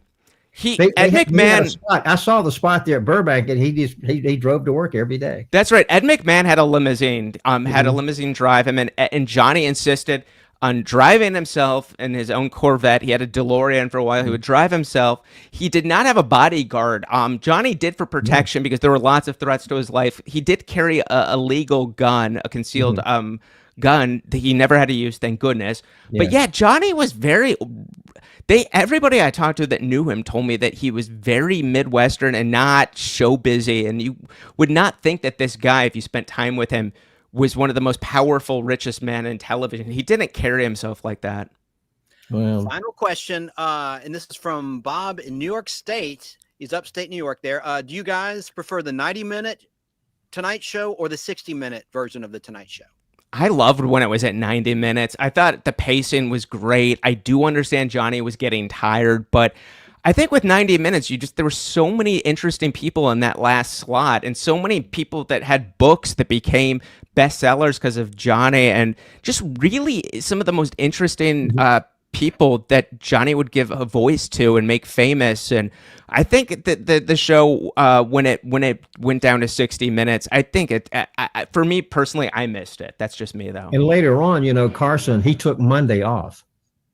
He went down to, at one point, the last couple of years, he 4 shows a week. Then he went down to 3 shows a week because he was just, he was like, by this point, he was like, I think he was 63, and he just did not, he privately told David Letterman, I just do not have the energy anymore. It wasn't laziness. It was like, I do not have the energy because Johnny didn't want to become Bob Hope. That was like his rule. He didn't want to stick around too long in the work to suffer. He thought his idol Jack Benny, he thought stuck around too long. He thought it was a mistake for Lucille Ball to come back in the 80s to do her TV show. Johnny wanted the work to be the best it could be, and he knew if he was still doing 5 nights a week at that point that the work would suffer. And he just went down to 3 nights a week, and then he got out. And he had lots of offers to come back and to do things. But he just said, you know what? I did it for 30 years. I know the work is the best it's ever going to be. I don't want the work to suffer. And I'm not going to be Bob Hope. I'm not going to be Jack Benny. And he just walked away. Didn't he make an appearance on Letterman after he retired? So he retires in May of 92, and for 2 years he does make some appearances. He does the Bob Hope's 90th birthday. Bob Hope asked Johnny if he would do that, and that was Johnny's final televised monologue. He did the American Teacher Award so he could mention his teacher, Faye Gordon, who was in her 90s at that point, who he loved his teacher. He did The Simpsons. He did a cameo on Letterman. He did the Kennedy Center honors. He was honored, and he got the Presidential Medal of Honor from George Herbert Walker Bush at the White House. Right. But Letterman at CBS Television City in May of 94 was the last time Johnny ever, that to my knowledge, made an appearance. And that was a last-minute thing that Letterman and Peter LaSalle were trying to get Johnny to make a cameo. And Johnny was very reluctant. And Johnny could not believe that everybody was on their feet. I mean, just they would not stop applauding and cheering. And Johnny just, it meant so much to him that he really was shocked how much the public missed him. Like Rich Little told me that he ran into Johnny in retirement, and Johnny said, Rich, you don't do me in your act anymore, do you? And Rich is like, Johnny, of course I do. It's the most popular thing I do. And he's like, people remember me? Right. And he's like, you're Johnny Carson. Of course. So Johnny was tickled that people still, I think to this day, I mean, the official Johnny Carson YouTube channel has over 1 million subscribers and hundreds of videos. And the fact that people miss him this much, I think in the work, the fact that the work lives on, I think Johnny would have liked that. I think Antenna TV used to run the show. Al, 1 second. Antenna TV? Yeah. Al, 1 second. We got to let Mark go in just a second. I keep saying that, and we go another 5 minutes. This is so much fun. I'm grateful. I don't want to take up any more time, but I'm so happy to be here. I didn't want to infringe on your time, but I was going to say I like that Antenna TV with the Carson estate for some time now, since I think 2016 has been airing the best of the Johnny Carson. I wish they'd update some more, but I know they sell home video sets. Maybe that's the logic. Or it's extremely hard to clear all the guests people that have been on, and the music rights are so expensive that normally the music stuff is the first thing to go, unfortunately, from the broadcast. So a lot of times the musical guests are not included. But yeah, recently in the last 6 months, they I think that they cleared 100 more shows they're going to be showing. But I think as a time capsule, I think it's just unbelievable that the people that went through the Tonight Show, and just to see people before they got famous and as they got famous, and Johnny just from the time that he was in New York, just to see throughout all the presidential administrations and the sketches with him playing Ronald Reagan and doing the Who's on First routine and all those things, which I do talk in the book, the backstory of how all those famous moments happened and how the writers came up with it and the whole process with the book. But I'm so glad Antenna TV is showing those episodes. Do you have a favorite episode of Carson? Oh gosh, I mean, other than I really I do do. like the, I'd have to really think about it. I mean, I definitely Bette Midler, Robin Williams is so obvious, but I think that's one of my favorites for sure. I'd have to think about that. I'd really have to think about that. I mean, I really do like the George Gobel, Dean Martin episode with Bob Hope. I really like the one where Rose Marie comes on and Johnny says something to Rose Marie to the effect, and it's in the 60s. You've been I think in this business longer than any of us. And they kind of took it as like Johnny was making fun of her for being old. And then Johnny, I think everyone leaves the set and Johnny strips down to, I think he takes off his shirt and strips down. And then all the men come back and they're stripped down. And it's just pure anarchy and pure wildness during one of their Hollywood visits. And when the show would go off the rails, I think those were my favorite episodes. I think when Burt Reynolds was on and he cut off his tie, that was a great episode. Dom DeLuise and Reynolds, the egg fight with Dom DeLuise, and then Burt Reynolds has the shaving cream. Yes, that's a great answer. It was great. Mark, you mentioned Pat McCormack, right? Who was in Smokey and the Bandit, right? The same That's actor. right. And the guy who played Little Enos, Paul Williams, he came on the show dressed in his Planet of the Apes makeup. That was interesting. Paul Williams was a. Sorry, please continue. Wasn't it? It was Battle for the Planet of the Apes. I think was the Planet of the Apes, the 5th of the original film. He was promoting. At that point, the movie wasn't out yet. He had been making the film, and he had shown up. He just thought it would be funny to. They were filming in Malibu, I think, in the mountains, and he just showed up like that and performed that. And Paul Williams talked to me on the podcast, so I got all the good stories about that. And he was friends with Pat McCormack, who ran naked across the Tonight Show. They were actually in the Laugh-In studio. Bob Hope took over Johnny's studio whenever he was doing specials, and Pat McCormack. NBC tried to fire Pat for streaking the Tonight Show, but Johnny protected his job. But Paul Williams was always a great guest, and it's so funny when he does sing "Here's That Rainy Day," which was Johnny's favorite song in the Planet of the Apes outfit. What a prolific writer too! I love Paul Williams' music. Oh my goodness! It ain't Rainbow easy being Connection, green, right? Oh yeah, man, great stuff. Hey, real quick before we go, Mikey is here. Here's Mikey. He might have some final words or questions for Mark. Mikey, how are you? Hey, Mikey. How's it going, Al? How you doing, Mark? I'm doing great. Nice to see you. Yeah, really Canada, great to by the way. be able to finally talk. Yes, I'm in Toronto, Ontario. Oh, nice. Home of the Second City people that you knew from SNL. Yeah. Oh, yeah. A lot of great people from Saturday Night Live. You're right. Yeah, definitely. Mike Myers and Aykroyd and Gilda and Dave Thomas. And yeah, so many people. Yeah, I got to meet Roy Scheider, one of the few SNL guys I met. Roy Scheider did all the making copies. And I saw him at an improv. I wanted to tell you the story. And afterwards, I talked to him and I said, "What was your favorite?" He said, "Sting." When Sting came on, because Sting's my favorite all-time musical artist, absolutely. And I saw him on a Toronto sidewalk once and waved to him and everything. But Roy Scheider was telling me, he was like, Schneider. I'm saying his last name wrong. I know him. But when he was there, he said Sting was the consummate professional. Like, he just went into the skit, not knowing what was going to happen. and Rob was very scared because he was like, okay, I got to do a really good thing with Sting, like Sting. And he goes, Sting-a-ling-a-ding-dong. Yeah, it was one of those. Yeah. Yeah, that was very early on. Rob Schneider wasn't really that famous. He was just starting out on SNL, so that was a big sketch. That was the 1990 to 1991 season. I remember Sting. He was music guest and he hosted, and I remember that sketch very well. It was it was funny. Yeah, the other funny one he did too was with Steve Martin when he plays Gold Sting. Oh.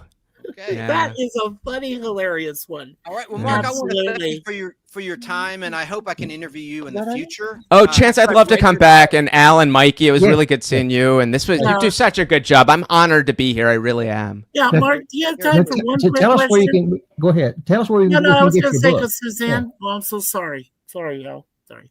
No, Suzanne asked, "What was your ultimate favorite show?" My wife was asking, "What was your ultimate?" Oh, of Carson? Yeah. Oh goodness.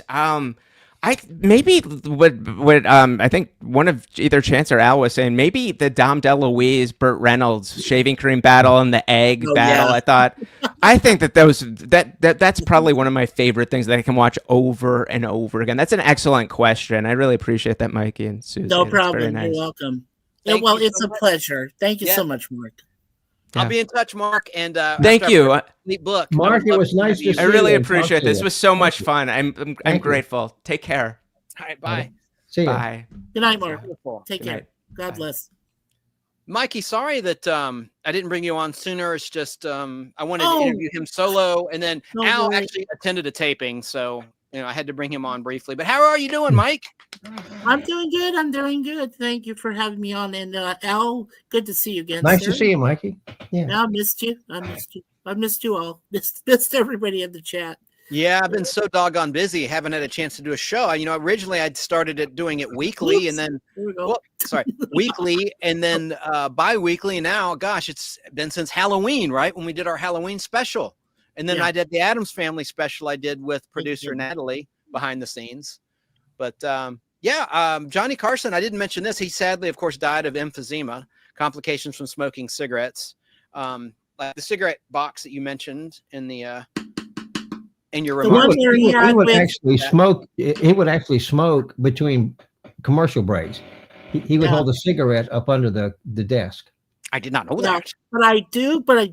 No, I knew that. Perfectly remember when when Johnny when Johnny had his cigar box broken by Don Rickles. Yes, So that's then aired on the Johnny- Tennessee.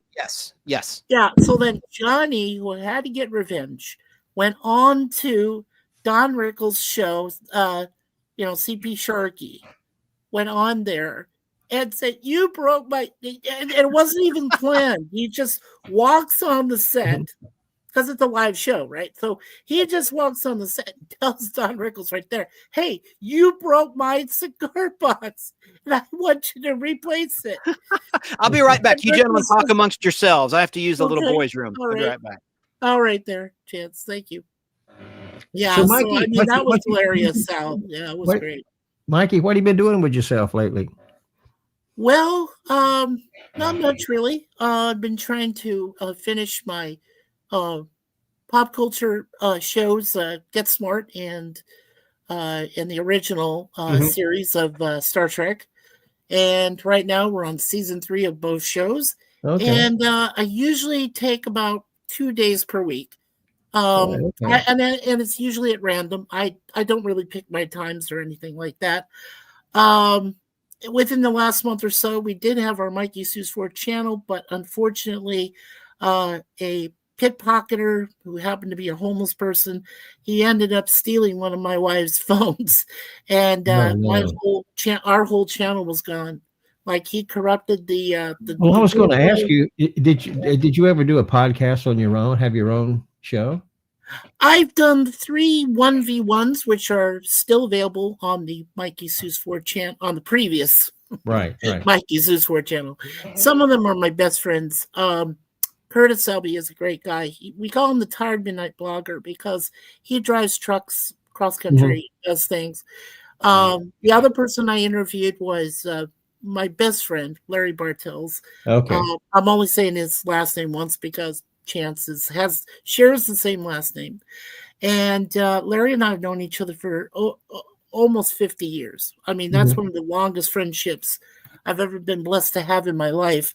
And Larry knows pretty much everybody in music and Hollywood and everything. So I did not 1 but 2 1v1s with him because he unfortunately, he did suffer a heart attack, so he had to get a stent and everything. Yeah, so I did interview him just after he got recovered. Everything was very good for him.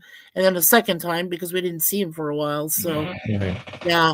So he was interviewed by a friend of mine earlier tonight, Miss Charlotte. She's called Agent Charlotte Nightstar, the werewolf, who wants to also interview Chance one of these days, probably sometime next year. But I want to mention that for you, Charlotte. And then I spoke to one of my friends who lives in Louisiana. His name is Jay. He has a beautiful wife named Leanna, and we just talked and talked. So yeah, I've done a few 1v1s, but nothing serious about podcasts. I'm hoping to do some podcasts next year myself. Good. Well, keep us posted when you do. Question for you, Mikey, from Bob, Joe Gutfeld, rather. Are you bummed that the Blue Jays lost the World Series? No, he's delighted. What a silly question. I like you, Bob. Joe Gutfeld, but come on. Of course, I'm bummed. I did a whole video about it. I was very upset, and which is why, because the last time I was with you, gentlemen, you remember I had like full on beard. Well, I lost the bet, so after they lost Game 7, I went and just shaved off everything. Right. Everything. You did one thing I should have done when Mark signed off. This was very unprofessional. I should have said the book is. There it is. Johnny Carson. You got to promote the book. I have several times during the interview, but when he signed off, I should have plugged it once more. So I'll do it now. The book is Love Johnny Carson. Yeah. One obsessive fan's journey to find the genius behind the legend. I would like to listen to his audio version of it. Yeah. Oh yeah, the audiobook version, that would be awesome. He's got an audiobook of it too. Yeah, he said so. Yeah, he has a great voice. And I didn't know he did stand-up comedy. I didn't know he worked with Letterman. I mean, what an accomplished career. And he's so nice. Mark is a very likable person. Yeah. Definitely. I'm sorry. And I like I said earlier, I did some research earlier before I came tonight to hear him, and it was just fantastic. Just sitting back and listening to the stories was just fantastic. Right. But I do appreciate you bringing me up the last minute so I could say goodbye to him.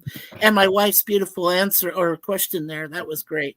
Let me see. So one of the things I asked him in the chat was one of his amazing feats was he visited all 204 at the time 247 Starbucks shops in Manhattan in one day. He did that in one day and visited every single one of them. Yeah. Oh my gosh. I know. Now we all like Laugh-In, and I'm glad that Mark mentioned Laugh-In, which was also recorded in Burbank. I love Gary Owens. Al's met Gary Owens. Oh yeah, he likes Gary Owens. I worked with Gary Owens at Music of Your Life. Yeah, and he was an on-the-air talent. Yeah. He worked the evening shift, and he worked like I think from 3 to 6. But I love the remember that Richard Nixon, which Mark, our special guest, referenced earlier in the interview. Yeah, but I loved it was in 1969, I believe, when Richard M. Nixon, Milhouse Nixon, appeared on Laugh-In, and I think he was running for governor at that time. He'd already failed, of course, in 1960 to become president. He lost to, of course, JFK. He says, "Sock it to me" on the show. Sock it to me. That's a preamble to. I'm also glad that he was backstage when John Carpenter won that first $1 million. What am I saying? He was running for president, not governor. Hello, 1969. He was successful. And he described it perfect. And he described it perfectly because at that point, John never used a single lifeline because he only had 3, right? So he never used a single lifeline. But he goes to the last one. He says, "I just want to call my dad." He says, "Okay." So he calls his dad. He says, "Dad, I'm going to win the $1 million." Speaking of that, someone won the Mega Millions in the state of Georgia. I'm going to take this fake Tonight Show set off. My producer's about to blow a casket. She doesn't like it. Okay. So, what did you? Hey, Al, have you heard any update about the Mega Millions in terms of what city in Georgia someone won? What did they win? Like, all I know is somebody in Georgia won, and it wasn't me. What did you say? Well, it wasn't me. I don't live there. Al, what did you say? What? Al, what did you say? No, I said somebody in Georgia won, but it wasn't me. Oh, did you? I didn't play. I don't play the Mega Millions because it's $5 a ticket. Yeah, we're in the state which is crazy. Okay, yeah. Bobcat Joe Gutfeld on YouTube says Nixon was on in 1968. Correct, because that would be when he ran for president as part of the campaign. Of course. Yeah. No, I didn't play, my brother. I did not play. Hey, I do want to play another clip of Johnny Carson if I could. Yeah, go for it. This is a great interview I referenced when I was talking with Mark. This is from 60 Minutes and the late Harry Reasoner. And then I have a couple movie reviews. We've already gone over 90 minutes, so I'm late, but it's my show. I'll go a little late if I have to. I hate that, though. But I'm behind on the reviews. I have a review of Frankenstein, the new Frankenstein movie for A Man in the Seats and The Man in the Seats. And I can review it. I saw Frankenstein. Well, let's play his review first in a moment, and then we can hear what you thought. But here's another Johnny Carson. Sticking to the Johnny Carson story. It's JT, by the way. JT is the Man in the Seats. JT's Movie Reviews YouTube channel. But here's a 1985 promotion for Johnny Carson to stick with the late, great, best late night talk show of all time, Johnny Carson. TV18 is the late night location for laughs with The Tonight Show starring Johnny Carson. Don't turn in before you check tonight's guest lineup. That's The Tonight Show starring Johnny Carson tonight and every weeknight at 10:30 on TV18. That must have been Central Time. Yeah, I love that theme. I think our producer, if she's still backstage in our pre-show planning, she was playing the Tonight Show theme in the background. I'd love to hear that. If you're still there, Natalie, please play that. I prefer the 1931 Frankenstein. Yeah, I think most people do. I think Al would agree with that. Would you not, Al and Mikey? Well, I have a 16 millimeter print of that, but it's good and it's the original, but it's so dated now to compare it. And the Guillermo del Toro Frankenstein on Netflix is fantastic. It's probably one of the best versions of Frankenstein, in my opinion. Now, here's the clip I referenced. This is from 60 Minutes. You're going to see some of Johnny's home at the time with one of his wives. I didn't get to talk about that. Next time I have Mark on, I want to ask him about Johnny's personal life. I don't think his book is terribly. I think he was married. He was married to Joanna for the longest, I believe. Yeah. Well, let's look at this clip. But I want to ask Mark next time. He's so gracious to share some of his precious time with me about some of the personal side to Johnny Carson. There were so many questions I'd written I didn't even get to. It's amazing. We just had such a good conversation. But here's a little bit of this piece from 60 Minutes. Let's watch. Carson lives like his peers among the entertainment elite in Bel Air, California. Though his 2-acre spread could almost be described as modest compared to the more lavish establishments that dot the neighborhood. Nonetheless, isn't it over the head a little bit of a Nebraska boy? I don't know. Well, look, it's a yard. So this is not a big yard. That's right. It's not a big yard. It's comfortable. It's nice. I like that. The fact is that he and his wife Joanna are among the more low-key, unaffected residents out there, with none of the flamboyance that Hollywood can sometimes spawn. Johnny spends most of his time at home, alone in his office, working, reading newspapers, writing, with his awards and mementos scattered about. His beloved drums close by, and tape jazz, always in the background. It was here that we sat down to find out what is Johnny Carson really like. Well, there's a stereotype of Carson. You know there is. Well, what is it? It is ice water in his veins. I had that taken out years ago. So I went to Denmark and had that done. It's all over now. Shy, defensive. I can remember when I was in high school. If I pulled out my old high school annual book and read some of the things, people might say, oh, he's conceited, he's aloof. Actually, that was more shy. See, when I'm in front of an audience, it's a different thing. Why? I'm in control. That's a key to Carson, control. Professionally, he insists upon it. Socially, he can't demand it, so he retreats. He's uncomfortable. And the fact is that he is shy. There's Carson the performer, and there's Carson the private individual. And I can separate the two. A day in the professional life of Johnny Carson.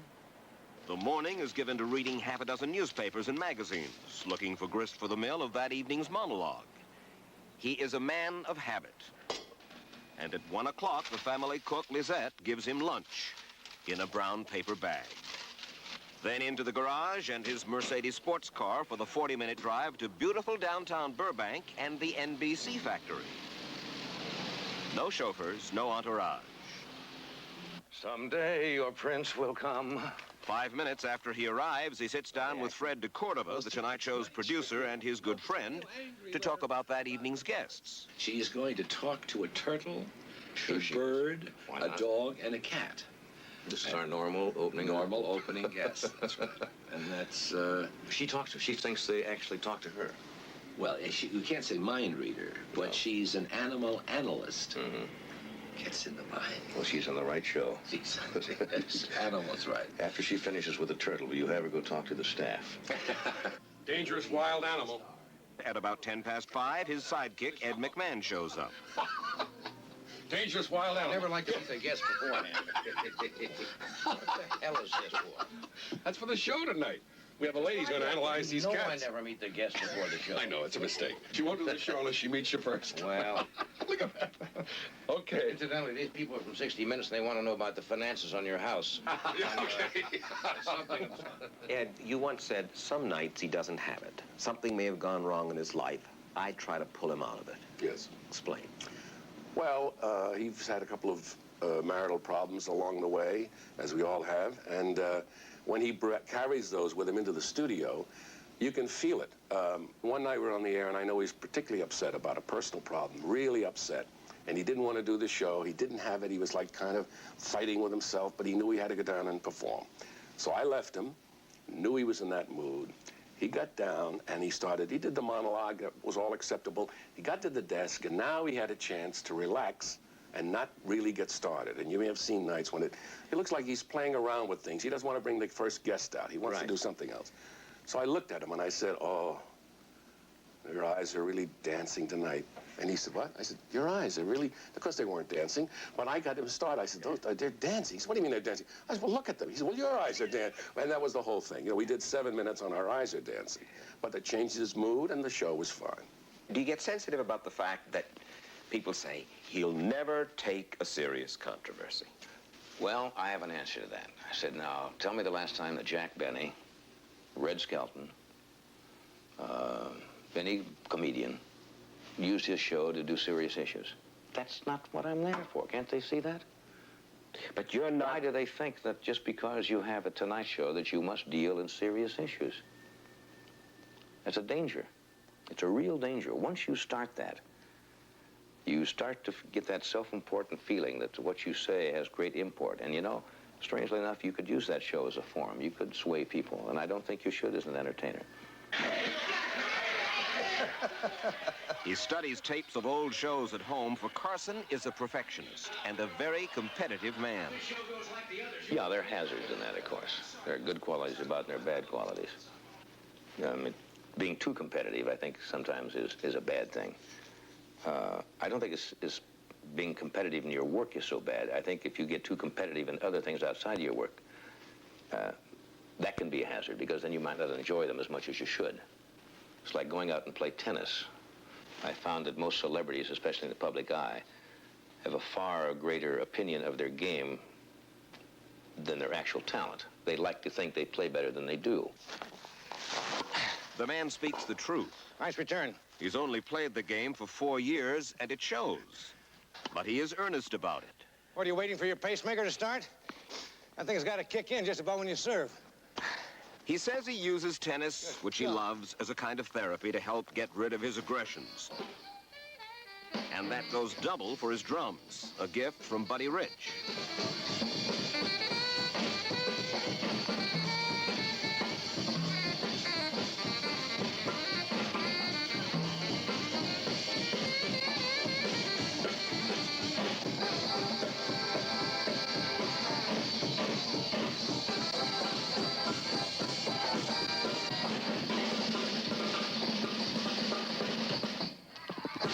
Some people say that it helps you to work out your hostility. Sure.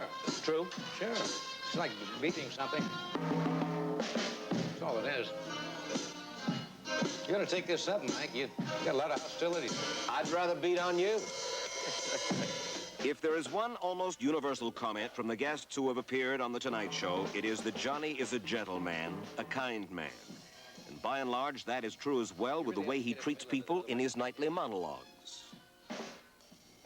Are you reluctant in putting together your monologue to go hard on a guy? Only when I sense the mood is, and which you can do from an audience, and I'll give you a perfect illustration. When Wilbur Mills had his problem with the famous Panty Fox and the tidal basin and so forth, it was amusing to most people, and you could do jokes about it. I stopped doing jokes immediately as soon as people found out that he was an alcoholic and had emotional problems, and in fact was dependent on alcohol. Then I think that would be a cheap shot to take, and to still do jokes about it. So I immediately ceased doing jokes about that because it was really unfair. How about that? How about that? That is definitely the man, the myth, the legend. I didn't know Carson could play the drums. Yeah. Yeah. They added the drum beat. Mark could speak to this at the beginning of the Tonight Show. Well, that's, remember, Carson used to have the pencils on his desk. He would play with his pencils, remember? Yeah, sure do. And he would, in perfect time. I think there was one show, correct me if I'm wrong, Chance, but I think there was one show that Doc allowed him to go over there and play on the band set, to play the yeah, you're right. You're right, Mikey. He did. I think he did do that. Letterman did a takeoff on the pencil. Remember, he'd throw the pencil behind him and shatter the fake glass pane?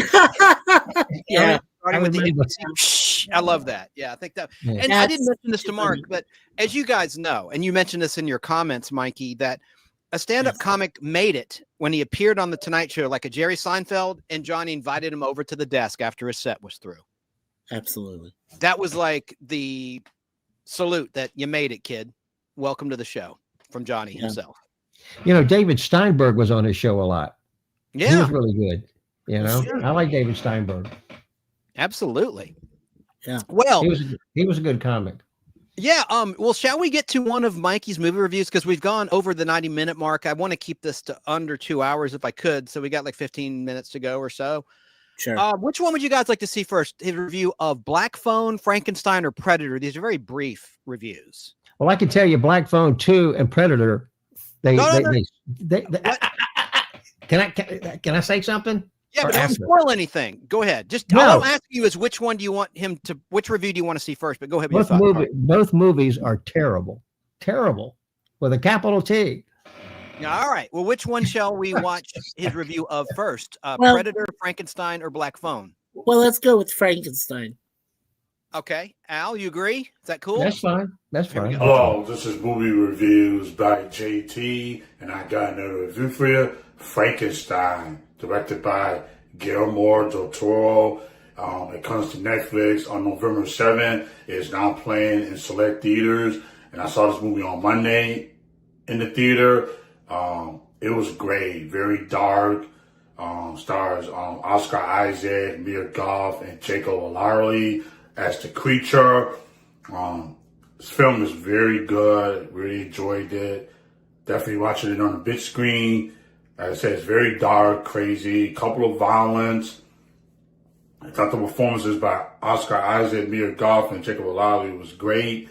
Guillermo del Toro does a great job directing this film and everything. And yeah, I had a blast watching this movie in the theater and everything. And I'm probably gonna watch it again and so when it comes to Netflix next month. But this film was great. I enjoyed it. I had a good time watching it. And start telling the story. And start Victor Frankenstein played by Oscar Isaac. And stuff when he made his the creature and everything, and Mia Goth and everything. And yeah, she was great and everything. Other people, Christoph Waltz is also in the movie as well. He also does a phenomenal job and everything. And yeah, this film is my favorite of the year and everything. And I can't wait to watch it again and everything. And yeah, it's 2 hours, but the 2 hours went by very fast and everything. And yeah, one of the best films I've seen this year. I give Frankenstein a 9.5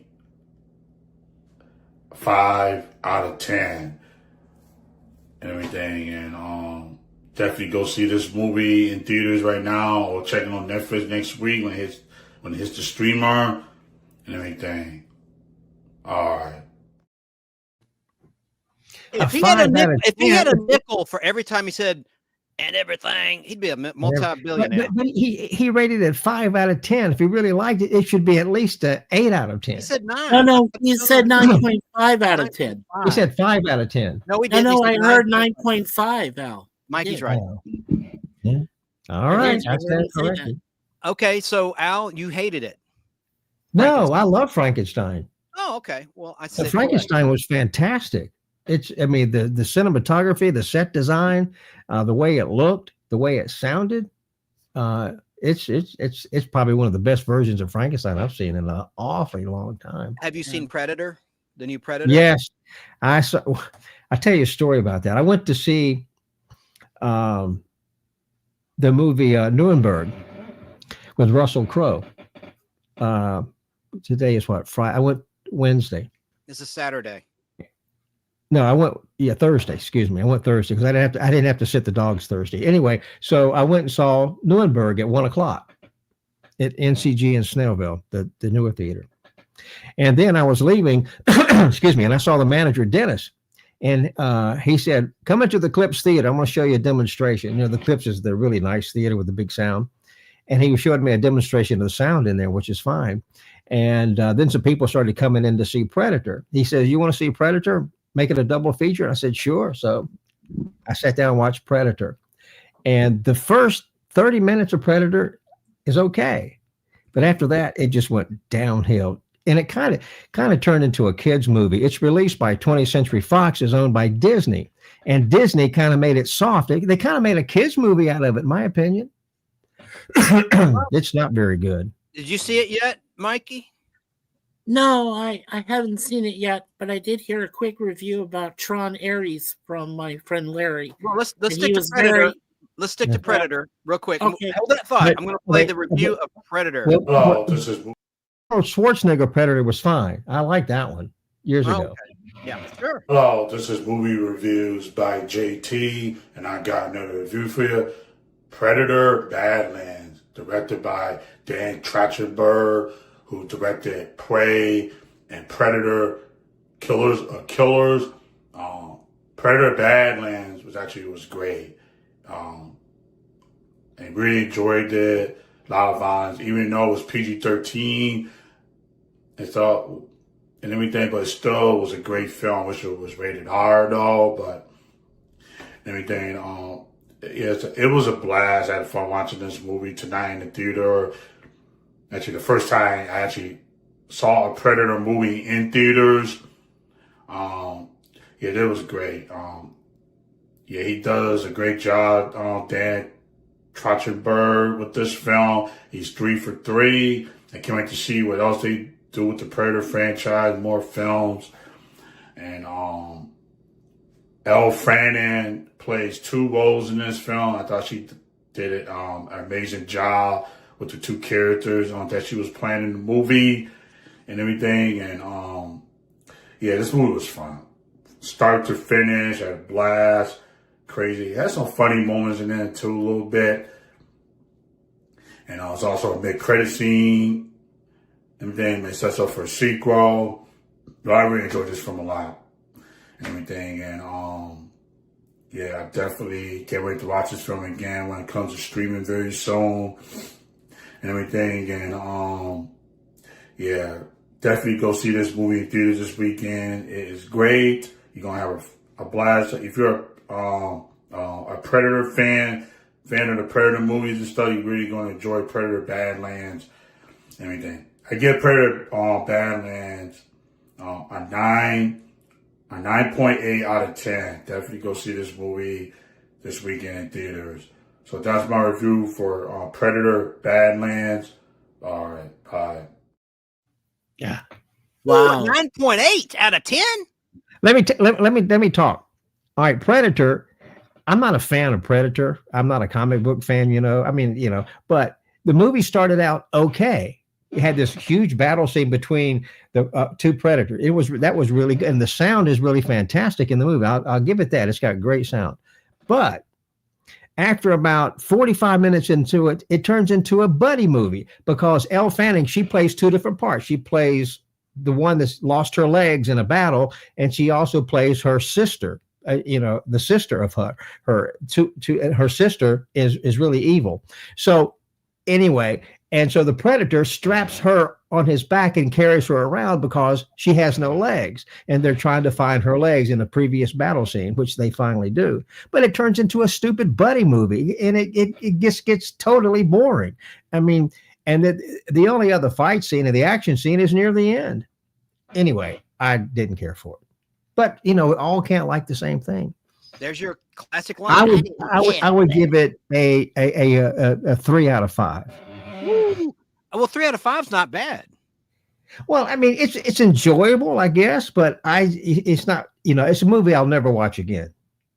Now, Nuremberg is fantastic. Russell Crowe will get an Oscar for that movie. I rate that is one of the best movies of the year. Mike, have you seen any of these movies, Nuremberg or Predator, or any of them? You and your wife? No. With the last film we got to see was Weapons. I consider it the best horror film ever made. Weapons is fantastic. Weapons is an excellent movie. So Al, I still haven't seen it. Al says it's not a horror film. You guys? Well, you guys it's kind of it's a cross. It's really funny. It's really a thriller. Read the descriptions. Well, I'm just going to say real quick. If you read the descriptions about it in IMDb, it says it's called a witch horror, a comedy, a mystery.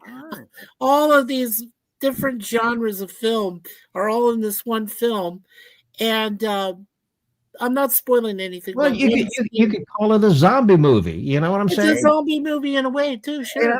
Give it away. I haven't seen it yet. I'm not going to give it away, but I will add one thing. Yeah. No, I'm not giving it away, but I would add one thing. The director, if he does the second one, he needs to put in Yakety Sax, the Benny Hill theme, because it fit the film perfectly. Yeah. It would have fit it perfectly. That's what my wife said. So. All right. Now I have triple duty for JT. This is Black Phone. Do you see this one, Black Phone 2? I saw it. No, I have not seen it. All right, look. Here's another review from JT. I'm going to send him a lot of extra popcorn. He works for popcorn. He's the man in the seats. JT, take it away, and let's count how many times he says. Terrible movie. Terrible. Let's count how many times he says and everything. Terrible movie. Comes up with the correct count. 1, 2, 3. I was bored. Hello, this is Movie Reviews by JT, and I got another review for you.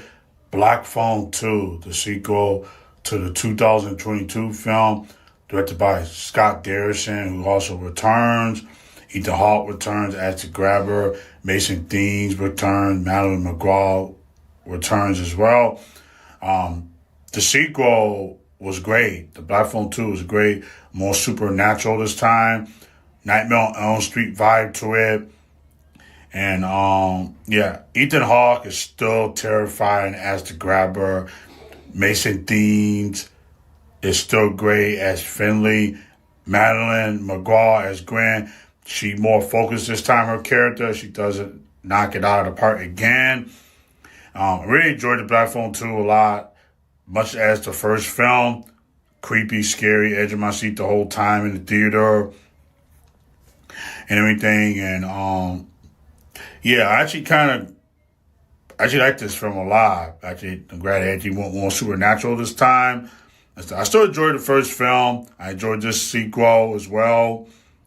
And everything. And all the performances are still great and everything.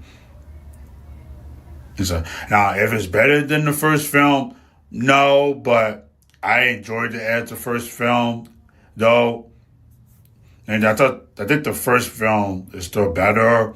But I actually kind of glad they actually went more supernatural this time in the sequel and everything. And I really enjoyed this film a lot. I hope everybody else enjoyed it too this weekend in theaters. Definitely check this film out in theaters. So if you loved the first Black Phone movie, you're definitely going to enjoy the sequel to Black Phone 2. And I had edge of my seat the whole time.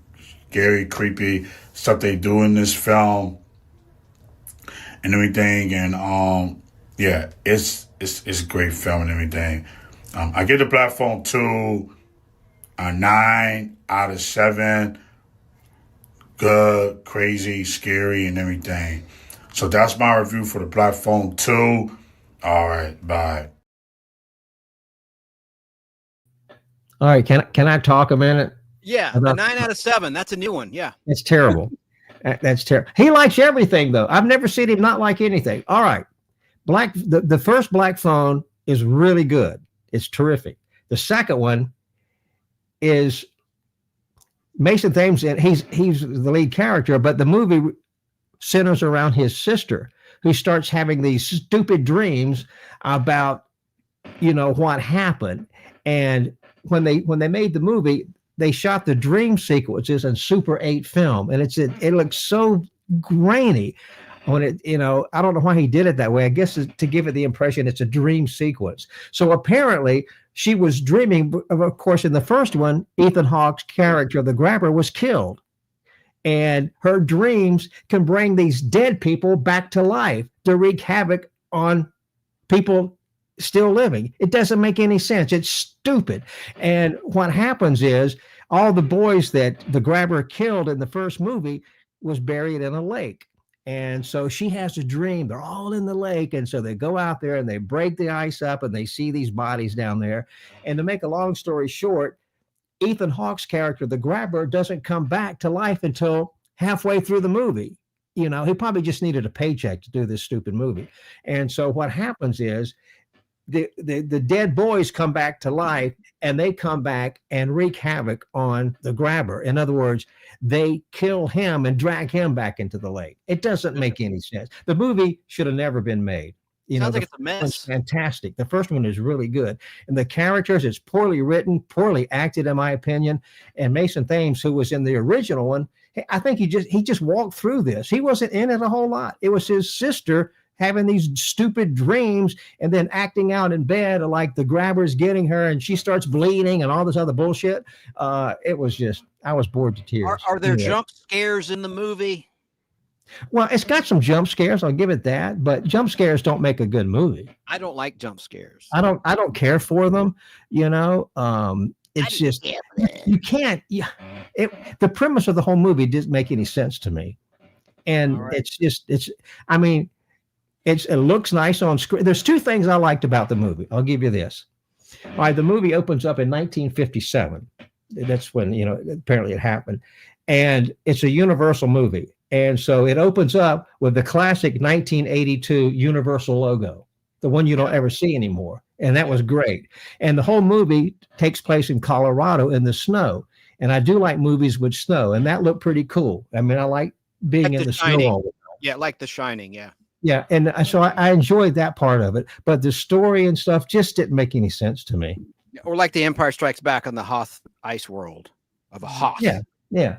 But I like movies with snow, and I like movies with trains, believe it or not. But, that part of the movie I enjoyed because the whole thing, they're out in the snow and there's snowstorms and stuff. And it's so I kind of enjoyed that part of it. Like Bullet Train, getting to your point about trains, we liked Bullet Train. We saw that together. That was pretty good. Like any movie with trains in it. Right, but who directed the terrible Fall Guy movie? That was a bad follow-up to Bullet Train, in my opinion.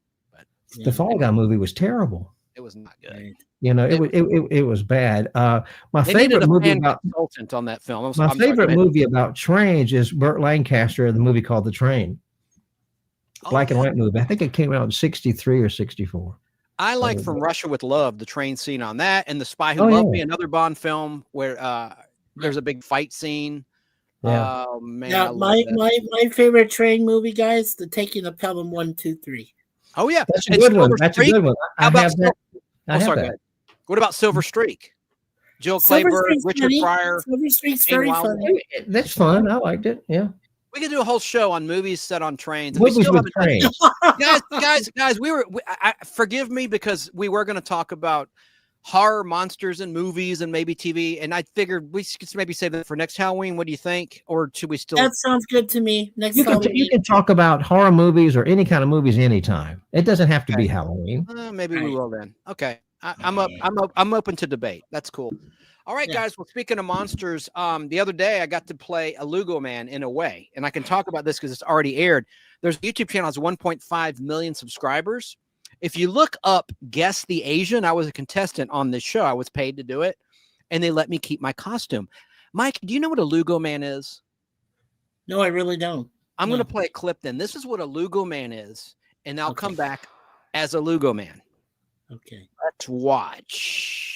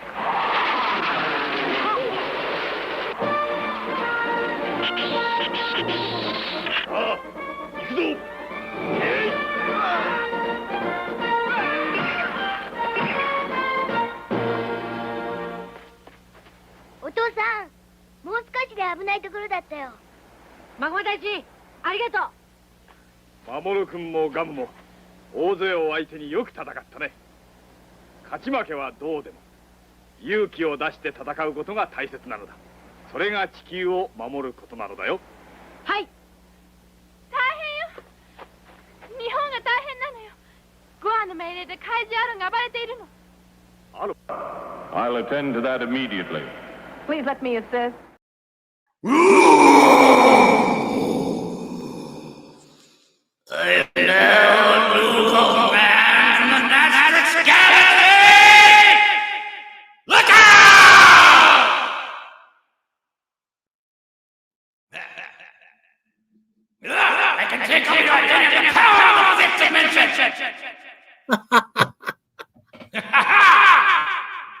Lugo man. They gave me this mask, and it does it. Do I look like a Lugo man now? Yeah, it'll do. That'll work out perfect for you, buddy. Yeah. If Mark's still watching, he's like, I agreed to do a podcast, an interview with a madman. Yeah. Hey, Chance, you know what that kind of gave me was like early elements of Mighty Morphin Power Rangers. That was what it was loosely based on. This is the original. This was released on July 4th of all days, Independence Day in the USA, 1966 in Japan. And then Ted Turner's WTCG Superstation, later WTBS, imported it after the success of Star Wars in the movie theaters starting June of 70. Yeah, I was working there when we had it. Yeah, I have all 52 episodes. I put all 52 episodes, which is okay with copyright, on my YouTube channel, The Nostalgic Podblast. It's a good little show. There's 52 half-hour episodes. And it's about this alien Rodak who wants to take over the Earth, and he sends monster after monster, giant monsters about 50 feet tall to terrorize us. It's like Godzilla. It's like Ultraman, Spectreman, that sort of thing. Yeah. All right, guys. Any final thoughts before we sign off? Now, I'd just like to say this. I'm glad I came on to meet Mark. I enjoyed that. I'm glad you did too. We invited Tom Williams of the Weather Channel, but he had better things to do, I suppose. It's his loss, but it was an open invite. I tried to include him. Well, I was very blessed and honored, as I always am, to be here with you, Al, to be here with Chance. Yeah. And I'm glad I got to be able to talk to Mark before he left. Yeah, absolutely. He's a wonderful man. He's a wonderful young man, and he does not. Let's be honest here. He does not look like he's in his 40s. I know he does. He looks like he was 25. Yeah. Born in 78, I suppose. Yeah. Yeah, 1978. So he's 47. No, he didn't look 47. No. No. Oh, and I almost forgot Remind Magazine. Yeah. Here's the link. Well, Chance doesn't look 60 either. I'm not nowhere near 60. I'm just joking. I just got to quickly mention Remind Magazine. Our friends at Remind have an offer, $1 an issue. There's 10 issues per year, including 2 double-size issues in the summertime and during the holidays. And this is their Holiday 2025 edition, which came in the mail not too long ago, about toys and games. And look at the game you see right there. There's an Operation in the center of the magazine. Anyone that's listening, I'm holding it up for the camera. I had one of those. I had Operation. I had it. Yeah, I played Operation. I used to play it. Yeah. I had it. Yeah, so all you have to do is go to remindmagazine.com. Please mention the Nostalgic Podblast when you order, and you can give this as an introductory special for 1 year for only $12, including tax, including postage out the door. It'll make a great birthday gift, great holiday gift. Remind Magazine. It's the 1950s to the 1990s, brain-teasing puzzles and games and interviews with your favorite stars and articles like this about classic toys and games. So thanks to them. Oh, Keebler says 1977. He's 48. Yeah, I think he might have been born in 78, not 1977. No, the phone lines are closed. I'm sorry about that, Joe. Maybe next time. I'm sorry. Let me make myself big. So remember, remindmagazine.com, or there's a toll-free number you can call. That's 855-773-6463. People think he spent a hell of a lot more than $12. And look, the cover price is $5.99 if you go to Barnes & Noble plus tax. The $12 is only for the first year. Only for the first year, and then it goes to $24, but still a big savings. It's $2 an issue in year 2 versus $5.99 plus tax. What a deal. Yeah. So thank you, Keebler, for reminding me about my friends at Remind Magazine. Yeah, right. And Joe, I just want to say quickly, remember, I just turned 60 back in September. I still don't look 60, so. Yeah, you don't look 60. There you go. Good genetics. I'm trying to play. There we go. I can't believe I managed to hit the right button on StreamYard there and show the camera. You got it there, buddy. You're doing well. Thank you. Well, can I give a shameless plug? Of course. All right, I'm going to do a podcast tomorrow on one of my favorite war movies, Is Paris Burning, around 3:00 here on YouTube, and Al's Place, and also Film and Movie Enthusiast, and also Twitch. Keebler, will you please? I know you put Mikey's YouTube channel up. Please put Al in the comments. I know you probably did before. Look at the chat when I'm sorry, I'm in the moment, and that's okay. That's fine. That's fine. Frustration with people behind the scenes when I'm not perfectly centered. I just get caught up in the moment. So sorry about that, everybody. If I looked on, no worries. Well, I'll tell you, that was a fantastic interview with Mark. He's the best. Great. It's all him, of course, and what an accomplished young man. I mean, I'm in awe. I can't wait to finish reading his book. I just began it recently, a couple days ago, and I got so busy, but I'm going to finish it. These are out of print now, but I've had this for 25 years. Nice.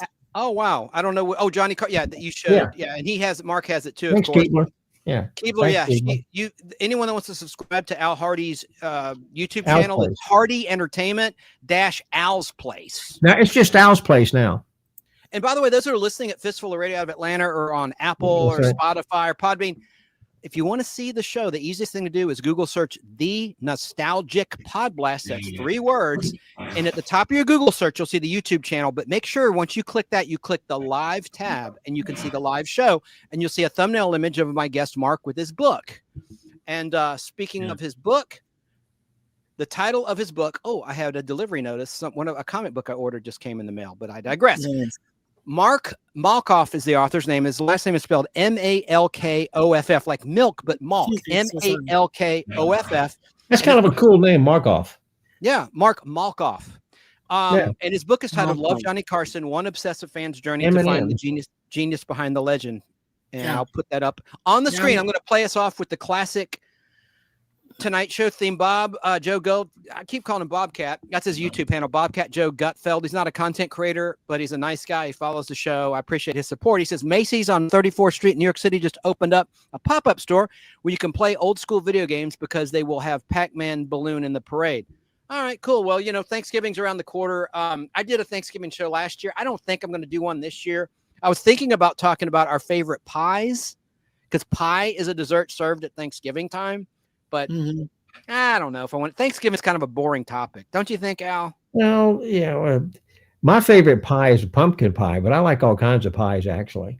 I love Thanksgiving. Don't get me wrong. I just don't think it's a good topic for a live podcast or podblast. I did it last year, and I showed some classic Thanksgiving Day parades in New York City and some specials like the Peanut Special. But once you've talked about it, you've talked about it, right? I don't know. Maybe every other year I'll do one. I don't know. Yeah, but to quickly make you smile, my wife and I, we went to see the guy who played McLovin back in the Grey's Anatomy thing. He was in Thanksgiving, which is a horror film. Thanksgiving, the horror film was very, very good. I wasn't even aware of a Thanksgiving horror film. That's pretty novel. That's pretty original. Yeah, it was called Thanksgiving. It's called Thanksgiving, yeah. And of course, everybody knows about Turkeys Away, the WKRP in Cincinnati Thanksgiving 1978 classic episode, which also Antenna TV plays along with reruns of the Johnny Carson Tonight Show. True. But, and that actually aired originally. I've mentioned this probably 10 times. It didn't even air in Thanksgiving November month originally. It aired before Halloween on October 30th, 1978 on CBS. The classic Turkeys Away season 1 episode of WKRP in Cincinnati. So we are, there's 2 anniversaries I realized we are also still celebrating. Of course, I think we mentioned it before, the 40th anniversary of when Back to the Future first came out on movies. And A View to a Kill back in 1985, the final Bond film that featured Sir Roger Moore, 40 years old. So, yeah. Sorry about that feedback. So, no worries. So, two great anniversary, 40 years.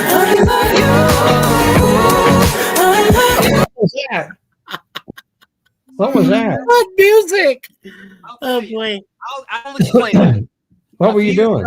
I ordered a comic book from a comic book seller in Tennessee, and his son recorded this song, and he goes, I'll give you a discount if you download on iTunes. On Apple iTunes, my son's song, and I did. And ever since then, I can't get rid of it. I'm not technically challenged. I need my producer or Al, somebody to help me with that. I want to get that silly song off. It just will play randomly on my phone. But thank gosh, I'm getting a brand new phone without that song in it. It's not a bad song. It's just my apologies. Has a mind I of couldn't its hear own. what It'll you said. Play randomly. What the hell was that? I don't know. I tried to hook up to my board. I'm trying to play the classic Johnny Carson theme from TV's Greatest Hits Volume 2, a record album that was released in 1987, which I have on vinyl. And so I'm doing this old school, playing it on my phone. And unfortunately, all this other garbage just all of a sudden randomly played. So that's. I have the Carson theme on 2 CDs. It's called TV Tunes. Nice. Oh, yeah. There's a lot of covers of that. Yeah. Hey, trivia for Al. Who scored the Tonight Show Johnny Carson theme? Dun, dun, dun, dun. Paul Anka. Good. Very good. And again, they added the drum beat at the beginning to avoid paying music royalties. Allegedly.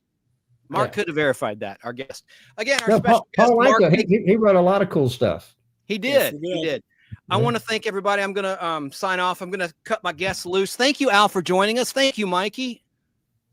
Thank you for having us there, Chance. If I have time, we'll do a show next week, and maybe we can all come up with a topic, and maybe I'll have a pre-recorded video with my producer. I know we're going to do a Christmas one. I'm excited about that. I don't want to say too much. Still very preliminary and premature, but I hope you guys have a great week. And again, Mikey, I apologize for keeping you backstage for so long, brother. Don't worry about it. All right, Mikey, I'll talk to you soon. Hey, night to everybody that joined. Yeah, night to Daily Beast. I want to thank everybody that joined us live. There's quite a few. Want to thank Joe Gutfeld for his continued support. Hey to Kay Moonen down in Florida. I want to say hey to Snarky. I saw that she showed up. Of course, my power mod. Really, I think my main power mod, Keebler, no sugar coating the truth. Didn't see Sarah, my flock. She might be moving to Minnesota from Southern California. I don't know. She's got some things going on in her life. Hey, hello, Sarah, is Sarah still on? Danny, I guess. I think so. Yeah. I mean, she's constantly popping up in my feed. So that's a good Sarah. thing. Not here. She's not here now. Hey to Danny Staten. Thanks for joining us from South Carolina. Thanks to the replay crew. I appreciate everyone that listens after the fact. Again, remember to check out the YouTube channel if you want to watch on your television set, for instance, this show with our great guest, Mark Malkoff. He's an author, and man, he's worked on a lot of shows that I love to watch growing up. Really good stuff. Also, make sure you go to Mark Malkoff's YouTube channel, which I subbed earlier this week. He has some very, very funny content there. Please subscribe to him. Now, his last thing ended 2018, but that's because he went on to better things. So if you want to check out some early, funny comedic bits he did, including living in a store for a week while his apartment was being fumigated, which is hilarious. Check it out. Mark Malkoff. Nicely said. And thanks to Low Tech 99 for joining us as well. If I missed you, I apologize. Yeah. But I know people will watch the replay. Happy trails to you, Danny Staten. All right. Well, I'll catch you guys later. And Al, I'll give you a call later on. Thanks for participating, everybody. All right, man. See you guys later. Okay, bye. Take care, Al. Bye, Mikey. Hey, take care, Chance. Love you. Love you too, brother. Thank you. Okay, so that's our show. And I'm going to play the Tonight Show theme at the end, but I have one more thing I want to say, and that's don't let the dragon get you.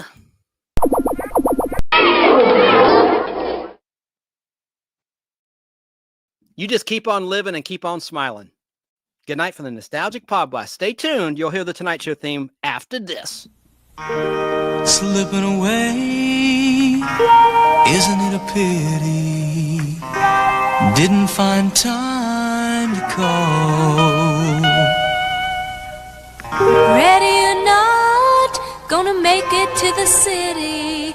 This is the night to go to the celebrity ball. I just want to celebrate another day of living. I just want to celebrate another day of life. Had my hands on a dollar bill, and the dollar bill blew away. But the sun is shining down on me, and it's here to stay, yeah, yeah. I just want to celebrate, yeah, yeah. Another day of living, yeah. I just want to celebrate another day of life.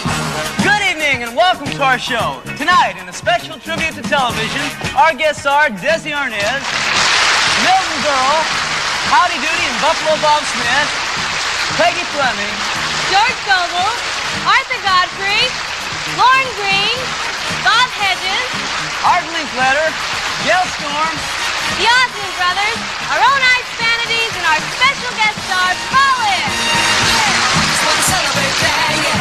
Another day of living, yeah. I just want to celebrate another day.